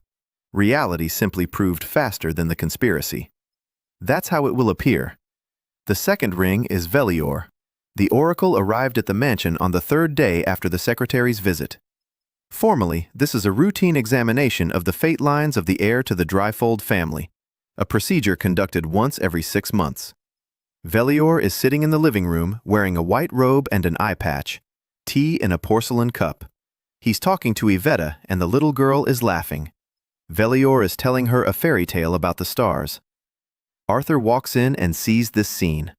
A kind grandfather and a happy child. And he feels a chill in his chest unlike any he's felt in 3 months. Because he knows. It's no coincidence that Velior is talking to Ivette. He's checking, scanning, looking for signs of change. Ivette must be sick. Ivette must be fading away. But Ivette is laughing and telling the oracle about General Brantor's tactics during the siege of Kelmore. Velior turns his head toward Aurelian. He smiles. He says the girl is healthy and full of vitality, that it's wonderful, that the lines of her destiny have changed for the better. Arthur sees a muscle twitch at the old man's mouth. A micro-movement, a fraction of a second. Anyone else would have missed it. Arthur doesn't miss it. 20 years of reading micro-expressions. That muscle twitch means one thing: irritation. Velior is irritated that Ivette is alive and well. The reading of the lines of fate takes place in the office. Velior moves his hands over Aurelian's head. He mumbles. Arthur feels nothing. No warmth, no cold, no magic. He doesn't know if this is a real ritual or just a show. Velior finishes the examination. He sits down in a chair. He says that Aurelian's lines are unusual, that there's a break in them, as if one thread had snapped and another had begun to grow in its place. He says this thoughtfully, as if thinking aloud, but Arthur hears a question behind every word. He replies that he feels fine, that changes happen in life. Velior nods. Then he says something that sends a chill down the back of Arthur's neck. He says that 120 years ago he saw a similar rupture in the fate of a minor nobleman. That nobleman too suddenly changed, became kind, began helping people, and that it ended badly, for everyone. Arthur keeps his composure, but inside everything comes crashing down. 120 years ago, the Wanderer. Velior has just told him to his face that he knows. He doesn't suspect, he knows. And that he's seen this before, and that he's stopped it before. Velior stands up, says goodbye, turns around at the door, uttered one last sentence. He says that fate is a river. You can throw a stone into it, the water will part, but then it will close again. It always closes. He leaves. Arthur sits in his chair and doesn't move for 20 minutes. Then he takes out the Wanderer's diary. He opens the last pages. He rereads the warning. If you change more than 10 nodes, they will come for you personally. 6 nodes have been changed, 4 remain, and Velior is already here. The 3rd ring is his father. Duke Corvin summons Aurelian that same evening. The study on the 3rd floor. A map with pins, heavy furniture. Corvin is not alone. Standing next to him is a man Arthur has never seen before. Tall, young, blonde hair, military bearing. Arthur recognizes him from the novel before his father utters the name.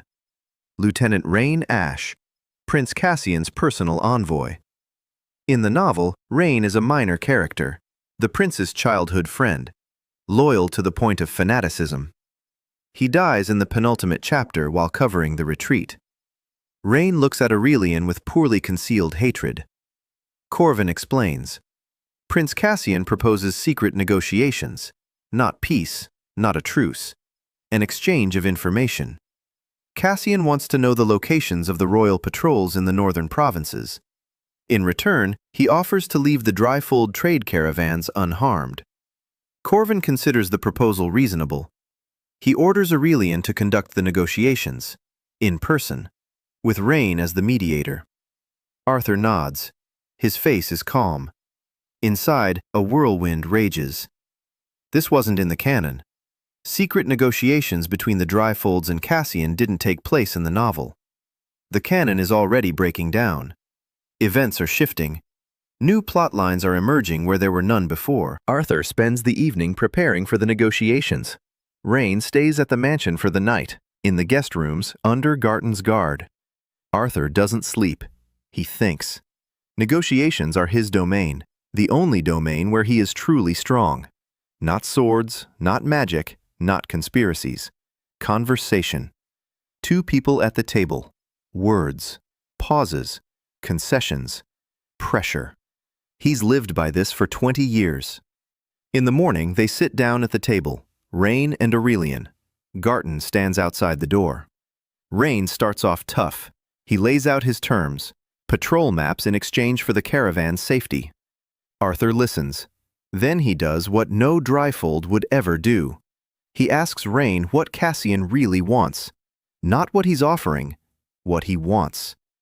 Rain falls silent, because the question isn't about trade. It's about a person. And no one has ever asked the prince's envoy about the prince himself as a person. Arthur waits, patiently. Rain answers slowly. He says that Cassian wants justice, that his mother was killed on the usurper's orders, that they tried to poison his mentor, that his only sister, Eileen, is being held hostage at court, that every day for Cassian is a choice between rage and patience, and that rage is winning more and more often. Arthur nods. He says he understands, not as a politician, as a person. Then he makes a proposal. Not an exchange of information, something more. He'll give Rain the patrol maps, for free, no strings attached. And he'll add something else to them, the guard rotation schedule for Princess Eileen's chambers. Rain shudders. This isn't a deal. It's the key to saving the hostage. Arthur says he's not asking for anything in return, just one thing, to pass on a message to Cassian. Not all enemies wear the enemy's colors, and not all allies wear their own. Rain looks at him, for a long time, without hatred, with something resembling shock. Then he takes the maps, stands up, leaves. The 7th knot, the 4th month. Events are accelerating. Marquis O concludes his investigation, and the results are staggering. In a closed council session, the Marquis presents evidence that the charges against his daughter were entirely fabricated. The names of false witnesses, forged transcripts, seals that do not match the originals in the archives. The council is stunned, or at least pretends to be. Half the councillors knew the truth, but remained silent. Now it is impossible to remain silent. Se-yeon Oh's name has been officially cleared, by royal decree, with an apology on behalf of the crown. Baron Cress learns of the plan's failure that very same day. Arthur receives a letter, short, unencrypted, just 3 words. Explain or die. Arthur burns the letter, sits down at his desk and writes a reply. It's long, detailed. He explains that the Marquis O acted on his own, that the source of the leak is unknown, that Aurelian did everything possible, but the enemy was faster. He adds a detail that changes everything. He writes that the source of the leak could have been someone from within the inner circle of the conspiracy. Someone who stands to gain by framing Aurelian. Someone who wants to take his place in the network. It's a lie, but a lie that will sow paranoia. Cress will begin searching for a traitor among his own people. That will take time, time that Arthur will buy at the cost of casting suspicion on innocent conspirators. He knows it's a dirty move, that one of the conspirators might suffer as a result of Cress's paranoia.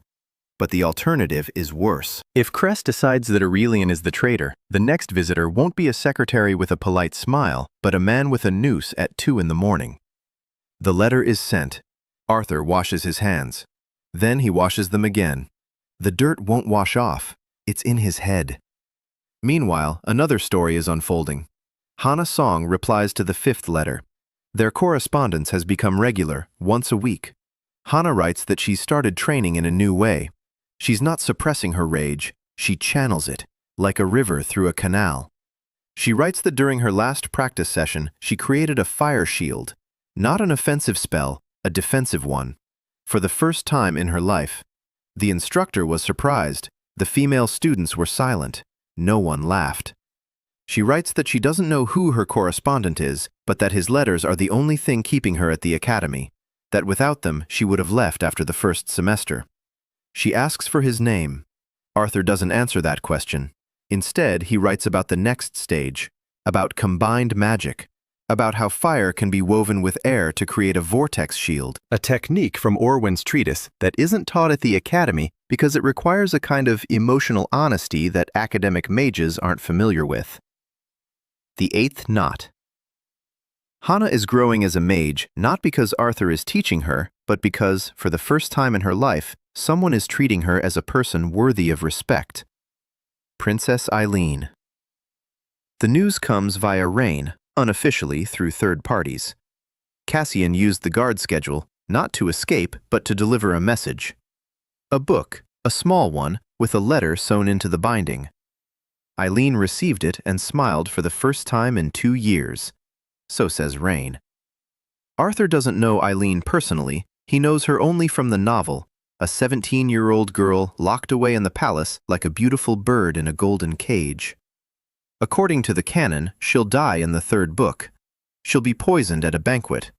Her death will spark the final war. Arthur begins to think about how to prevent this. Not now, in a year, but he needs to start thinking about it now. He begins sending her books, through the same chain, through Rain. Not novels, legal treatises, medical reference books, a history of poisons and antidotes. Books that will teach her to recognize danger. Books that will give her knowledge. And in this world, knowledge is more powerful than magic. The fifth month. The village of Varenholm. Noel has paid off the debt, the peasants are working, wool is being sent to market, the village is thriving. The conspirators received a report that the operation was a success. Lord Travis has lost his source of income. Formally, everything is going according to plan. In reality, 320 people are sleeping peacefully. Ninth node. Arthur feels an invisible thread tightening. 9 out of 10. 1 to go before the threshold. He doesn't know what will happen once the threshold is crossed. The Wanderer's diary does not describe the mechanics, only the result. They will come. Who are they? How will they come? What will they do? The Wanderer didn't have time to finish writing.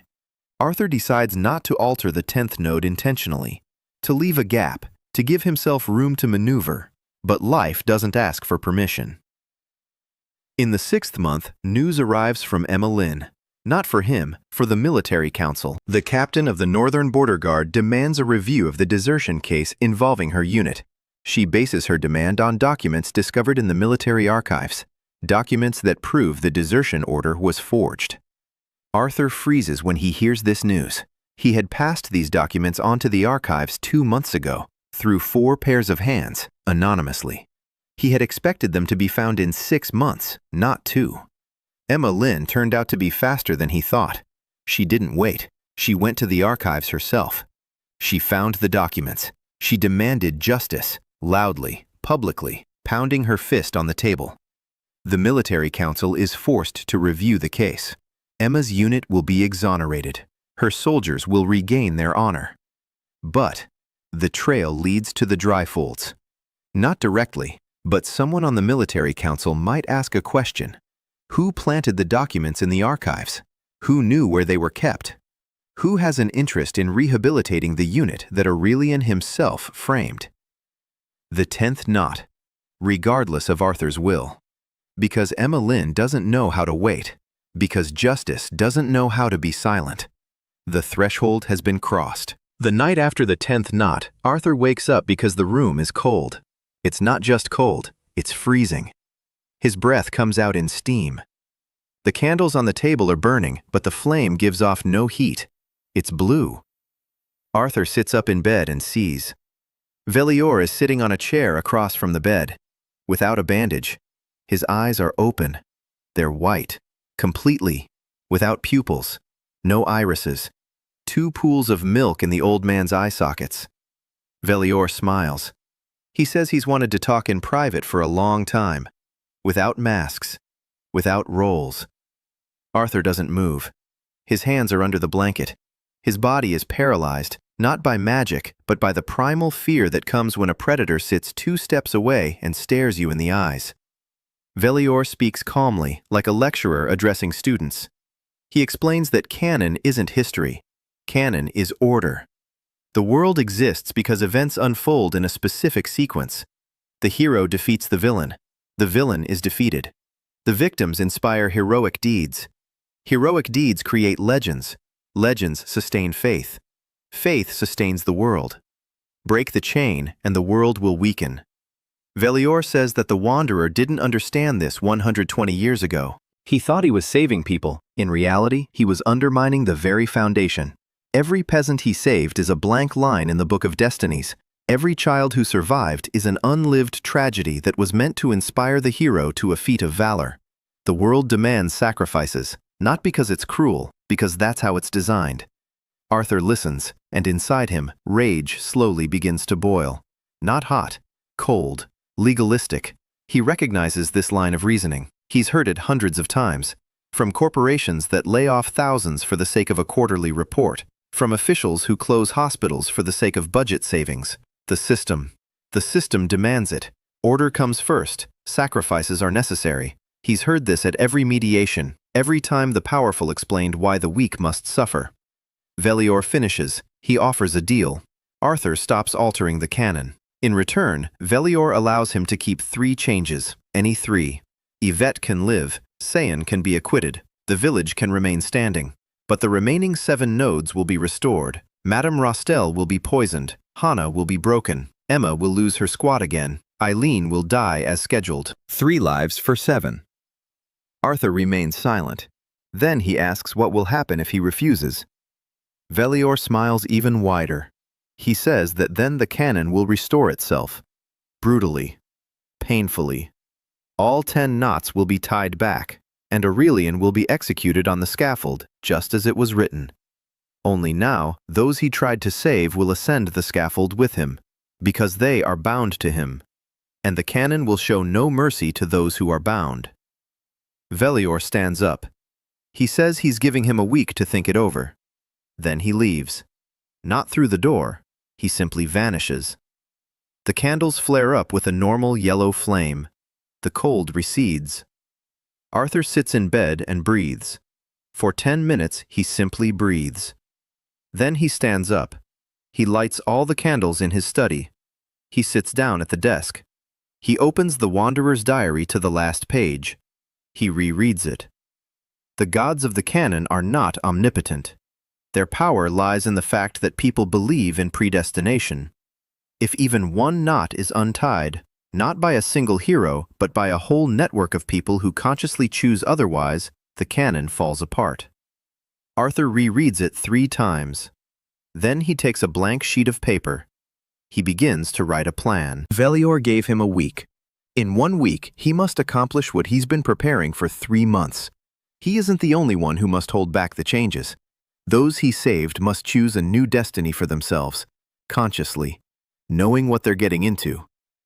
The next morning, he sends 5 letters, not anonymous, bearing the Dryfold coat of arms, signed by Aurelian. The first to Se-yeon O, the second to Emmy Lin, the third to Yuna Park, the fourth to Hana Song, the fifth to Raina Ash for Cassian.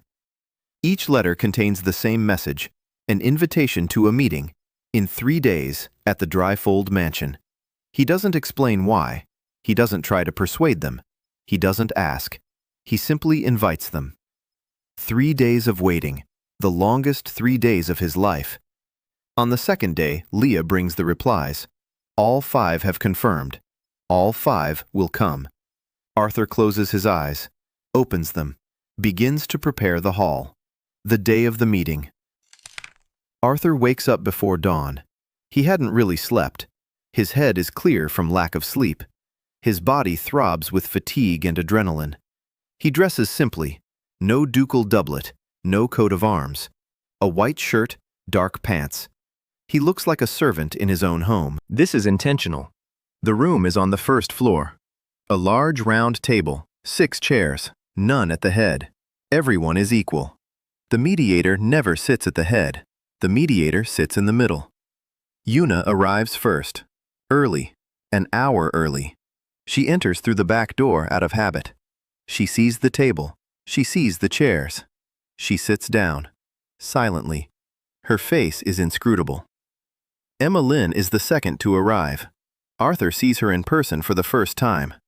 Tall, broad-shouldered, short hair, a scar on her chin. She walks in and fills the room. She sits down. She places her hands on the table.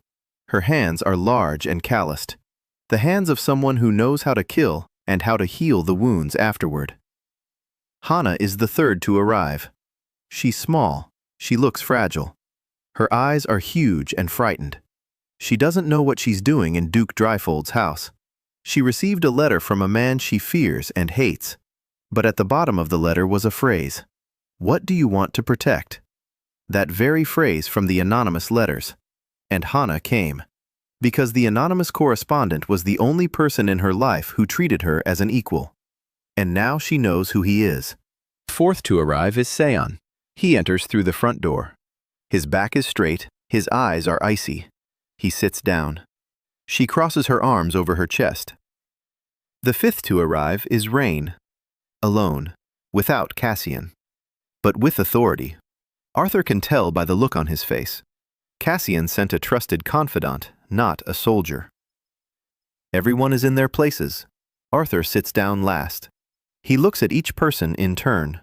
Yuna, who treats 32 people with his money. Emma, whose squad was reinstated thanks to his documents. Hana, whose magic has blossomed thanks to his letters. Se-yeon, whose name has been cleared thanks to his evidence. Rain, whose prince received the key to his sister's rescue thanks to his maps. 5 people who have every reason to hate the man sitting before them, and 1 reason to listen. Arthur begins to speak, not as a duke, not as a conspirator, as a mediator. He says that each of them received something from him, and each of them has the right to ask why. He is ready to answer, but first he must tell a story. A story about an old man who 120 years ago tried to change the world and failed. He tells of the wanderer. Not everything, not about another world, not about people who've ended up here by accident. He tells a parable about a man who saw injustice and began to right it, alone, in secret, for years. And about how the system that created that injustice found him and destroyed everything he had built. Because he was alone. Because the system isn't afraid of lone wolves. The system fears networks. Then he talks about Valior. He mentions the name. He sees the reactions on their faces. Yuna turns pale. Rain clenches his jaw. Se-yeon narrows his eyes. Emma's expression doesn't change because she's a soldier.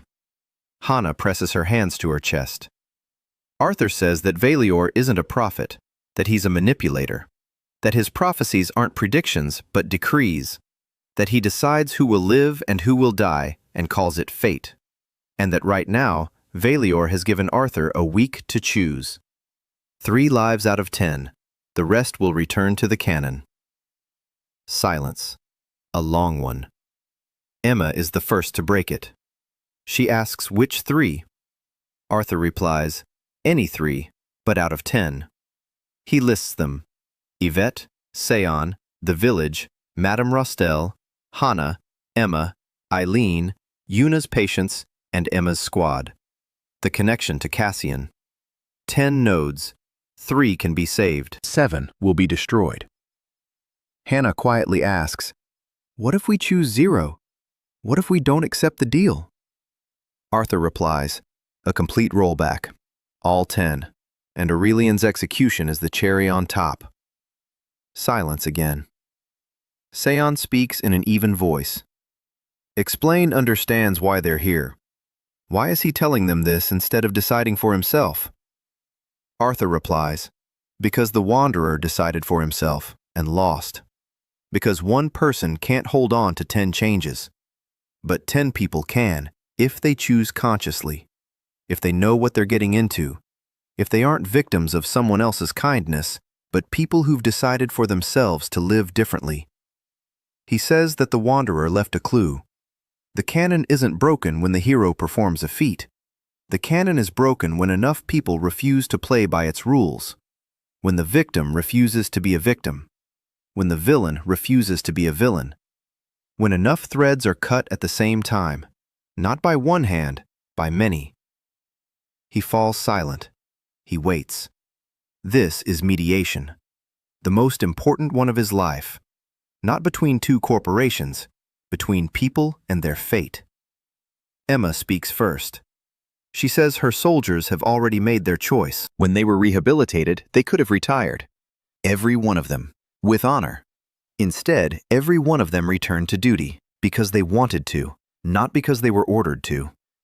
Yuna says that 32 patients are alive, that she won't give up a single one, that if the canon wants to take them, let him come in person. She'll be waiting, with a knife. Hana is silent for a long time. Then she raises her hand. A tiny flame dances in her palm, small, warm, not rage, not fear, determination. She says she now knows what she wants to protect. Rain says Cassian won't accept the deal, that the prince doesn't bargain with lives, that the prince would rather burn the entire canon than choose who to save and who to abandon. Se-yeon remains silent the longest. Then she looks at Arthur. She says she still doesn't trust him, that she doesn't understand who he is, that maybe he's lying, that maybe this is just another manipulation. But the folder of documents he gave her was real. Her father's investigation was real. Her restored name is real. And if he's lying about everything else, so be it. She won't give her name back, not to the canon, not to the gods, not to anyone at all. Arthur looks at the 5 of them, and he realizes he doesn't need to hold the knots together. They'll hold themselves together. Not because he saved them, but because they chose to live on their own terms. He says they have 3 days until the end of Velior's term. 3 days to prepare, not for battle, for a choice. Each of them must do one thing, tell their story, not to him, not to each other, to those it concerns. Emma must tell the soldiers the truth about the forged order. Yuna must tell the patients who is treating them and why. Hana must show the academy that her magic isn't a form of sorcery, but an ancient school. Rain must tell Cassian that Aurelian isn't the enemy. Se-yeon must decide for herself what to say. The 5 of them stand up. They leave, one by one. Se-yeon is the last to leave. She stops at the door. She doesn't turn around. She speaks quietly. If they survive, if everything ends well, she wants to know who he really is. Arthur replies. He says that if they survive, he'll tell her. That's all. Se-yeon leaves. Arthur sits at a round table, alone. 6 empty chairs surround him. He rests his hands on the table and lowers his head. He closes his eyes. 3 days. The blood moon ball. The blood moon ball. Arthur stands in front of the mirror in his bedroom and buttons the last button. Simple clothes. A white shirt, a black doublet without a coat of arms. No ducal regalia, no gold, no sword at his belt. He looks like a low-ranking official who wandered into the wrong reception. A leather folder under his arm. Thick, worn at the edges. He's been carrying it with him for 7 months. Adding to it every day. 47 names. 47 crimes. Each one documented. Each one corroborated by witness statements, copies, and cross-references. This is his weapon. The only one he has. Ivette stands in the doorway. Healthy, rosy-cheeked, full of life. She looks at her brother and doesn't smile. She knows that everything will be decided today. She doesn't know the details. She knows the main thing. Arthur walks up to her, takes her hands, tells her that no matter what happens today, she must remember one thing, that he tried his best. Ivette squeezes his hands. She says she knows. A carriage carries him to the palace. Night, a full moon with a reddish hue, a blood moon. Once every 7 years. The capital is decked out with lanterns. Music drifts from every window of the palace. By tradition, this is the grandest ball in the history of Valdoria. 1,000 guests, the entire high nobility, merchants, generals, ambassadors from foreign courts. And somewhere among them is the oracle who decides whose lives are worth continuing. Arthur enters the hall. It is enormous. The ceiling is lost in the darkness. Thousands of candles, crystal chandeliers, a marble floor, music, dancing couples, silk and velvet, gold and silver, the scent of perfume, roasted meat, and candle wax. He sees his father. Duke Corvin stands by a column. He is talking with Count Moliere. Conspirators. Yet there is no conspiracy on their faces, only smiles and wine glasses. Arthur sees Baron Cress, a fat man with small eyes. Next to him, a secretary with colorless eyes. Cress looks at Aurelian across the hall, a gaze like the touch of a knife. Arthur sees Lord Inquisitor Morvain, black robes, an impassive face. He stands by the wall and watches. Everyone, everything.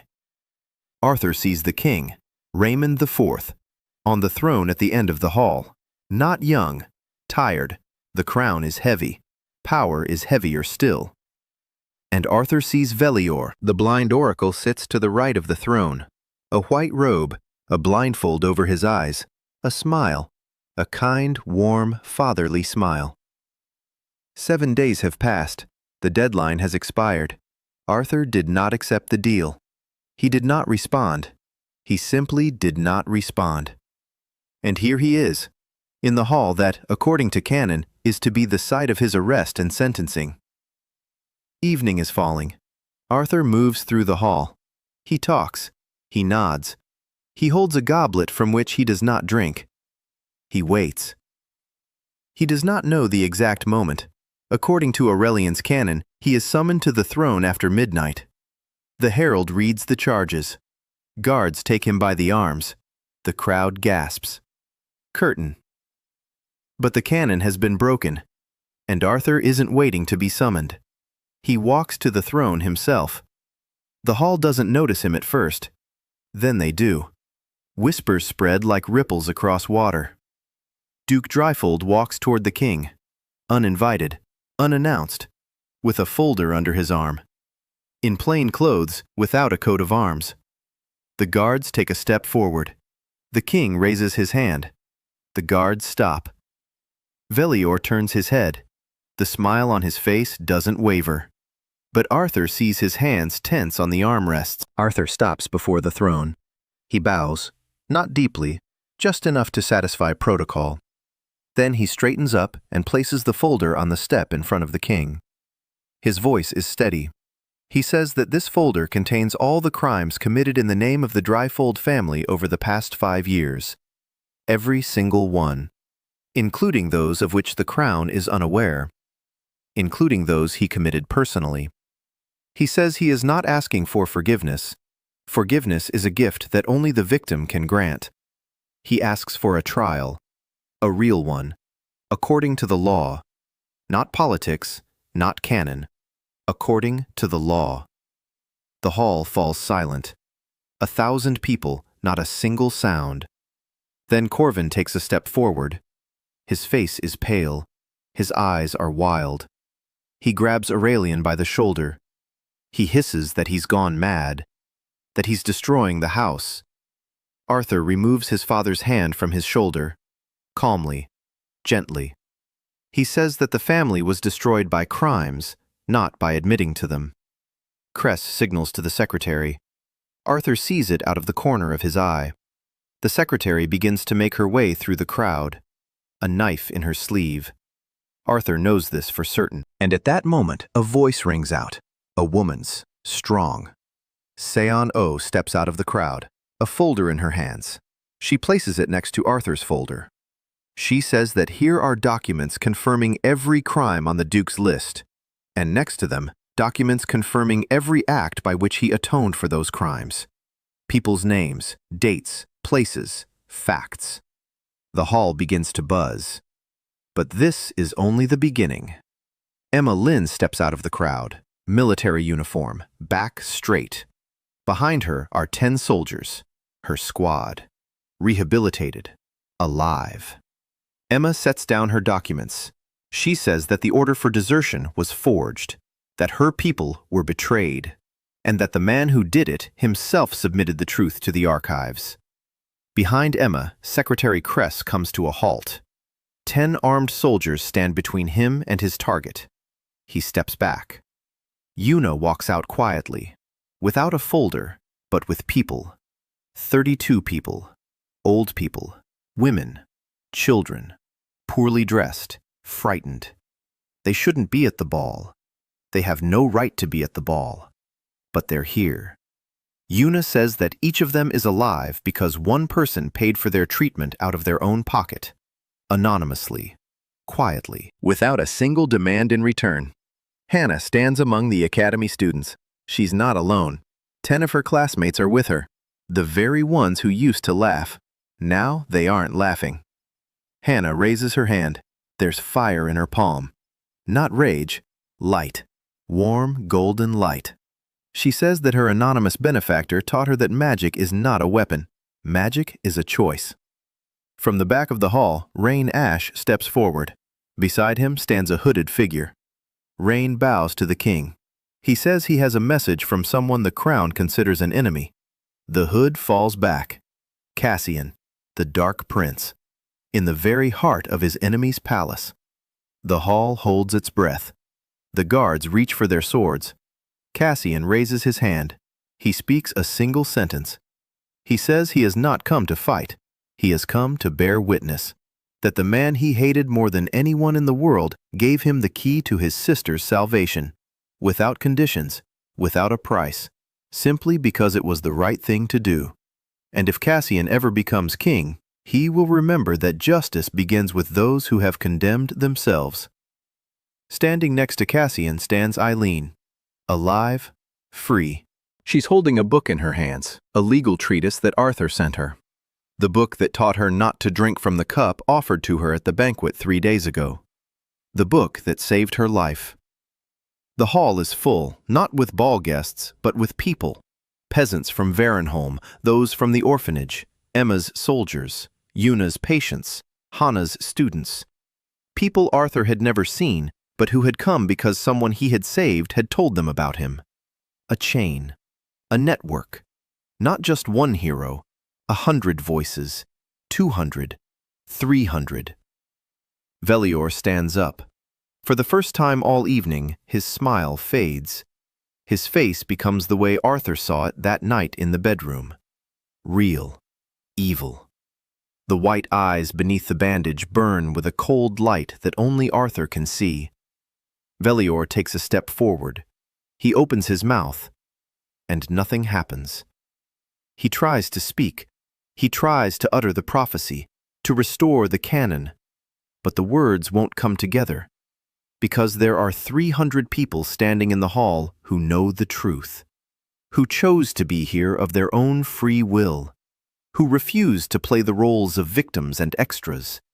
300 conscious choices, 300 severed threads. The canon cannot be restored when so many people simultaneously say no. Not a single hero, not 10 knots, 300. Velior drops his hands. His face ages 1,000 years in a second. He understands. He has lost. Not to Arthur, to the people, who have decided that their lives are not expendable material for someone else's story. King Raymond looks out at the hall, at the folders, at the people, at the sun he hasn't seen in 2 years, at the oracle whose face, for the first time, expresses something other than wisdom, at the Duke without a coat of arms, who has brought his own sins and his own redemption to the throne. The king takes Arthur's folder, opens it. He leafs through it, at length. The hall waits. Then he takes Se-yeon's folder, reads it, compares them. And then Ivette steps forward from the front row. A 12-year-old girl in a simple dress. She walks toward the throne. The guards do not stop her. No one stops her. She stands before the king. She speaks softly, but in the silence of the hall, every sound can be heard. She says that her brother deserves punishment, that crimes have been committed and he must answer for them. But he also deserves to live. Because a dead man cannot fix what he has broken, but a living man can. She vouches for him with her own life. The king looks at the girl, at her gray eyes, Dryfold eyes, but warmer, much warmer. He raises his hand. The hall falls silent. The king speaks. Duke Aurelian Dryfold, guilty, on every count of the charges he brought against himself. The sentence? Stripped of his title, stripped of his lands, stripped of his right to vote in the council. 10 years of correctional service under the Crown's supervision. Not prison. Service. Work. The very same work he's been doing for the past 2 years. Only now, openly. Arthur stands before the throne, without a title, without lands, without a coat of arms, holding a folder that is no longer needed because the truth has already been spoken. He looks at Se-yeon. She isn't smiling. But her eyes, for the first time ever, there is no ice in them. There is a question. That very one. Who are you? He looks at Emma. She stands with her soldiers, upright, steadfast. She nods to him with a single brief movement. Acceptance. At Yuna, she stands among her patients, quiet, observant. On her face is an expression Arthur once saw in a past life, the expression of a doctor who pulled a patient back from the brink of death and expects no thanks. Because that's his job. To Hana. The girl is crying, not out of grief, out of something for which there is no word in any language Arthur knows. To Rain and Cassian. The prince stands next to his sister. His hand is on her shoulder. He looks at Arthur without hatred, for the first time. At Ivette, his sister stands before the throne, small, brave, alive. She smiles at him, broadly, the way only children can. Garton stands by the wall, a captain without a master, because Aurelian is no longer a duke. Garton is free from his oath. He can leave. He can serve another. He doesn't move. He stands. He looks at Arthur. And in his eyes, Arthur finally sees what he has been waiting for 7 months. Not suspicion, not wariness, not confusion. Respect. Velior leaves the hall, slowly, hunchbacked, small, old, ordinary, without a white glow, without power. The canon is broken. His power has crumbled like the ashes of that first letter Arthur burned at dawn on the first day. At the door, Velior turns around. He looks at Arthur. White eyes beneath the bandage. Arthur looks back. Velior speaks softly. He says there will be other canons, other oracles, other threads. Arthur nods. He says there will also be other people who refuse to be threads. Velior leaves. Forever. The ball continues. The music returns. People start talking, whispering, arguing. The world didn't change overnight. The world doesn't change overnight. But a crack has appeared. Wide. Deep. Light is breaking through it. Arthur steps out onto the balcony. The night air is cold. A blood-red moon hangs over the city, red and enormous. He leans on the railing. His hands are shaking. His legs are shaking. His whole body is shaking. The adrenaline is wearing off. He stands on the palace balcony in a world that shouldn't be real, without a title, without a home, without magic, with 10 years of service ahead of him. And for the first time in 7 months, he feels free. Footsteps behind him. He turns around. Se-yeon is standing in the doorway of the balcony. Moonlight glints off her hair. She says nothing. Then she approaches. She stands beside him, shoulder to shoulder. No closer, no farther. She looks at the moon. She speaks softly. She repeats her question. Who are you? Arthur is silent. Then he answers. He says he's a man who's very far from home, who's found people here worth staying for, who doesn't know what tomorrow will bring. But he knows that tomorrow he'll wake up and get back to work. Because 47 names isn't a list of crimes, it's a list of promises. Se-yeon is silent. Then he nods ever so slightly.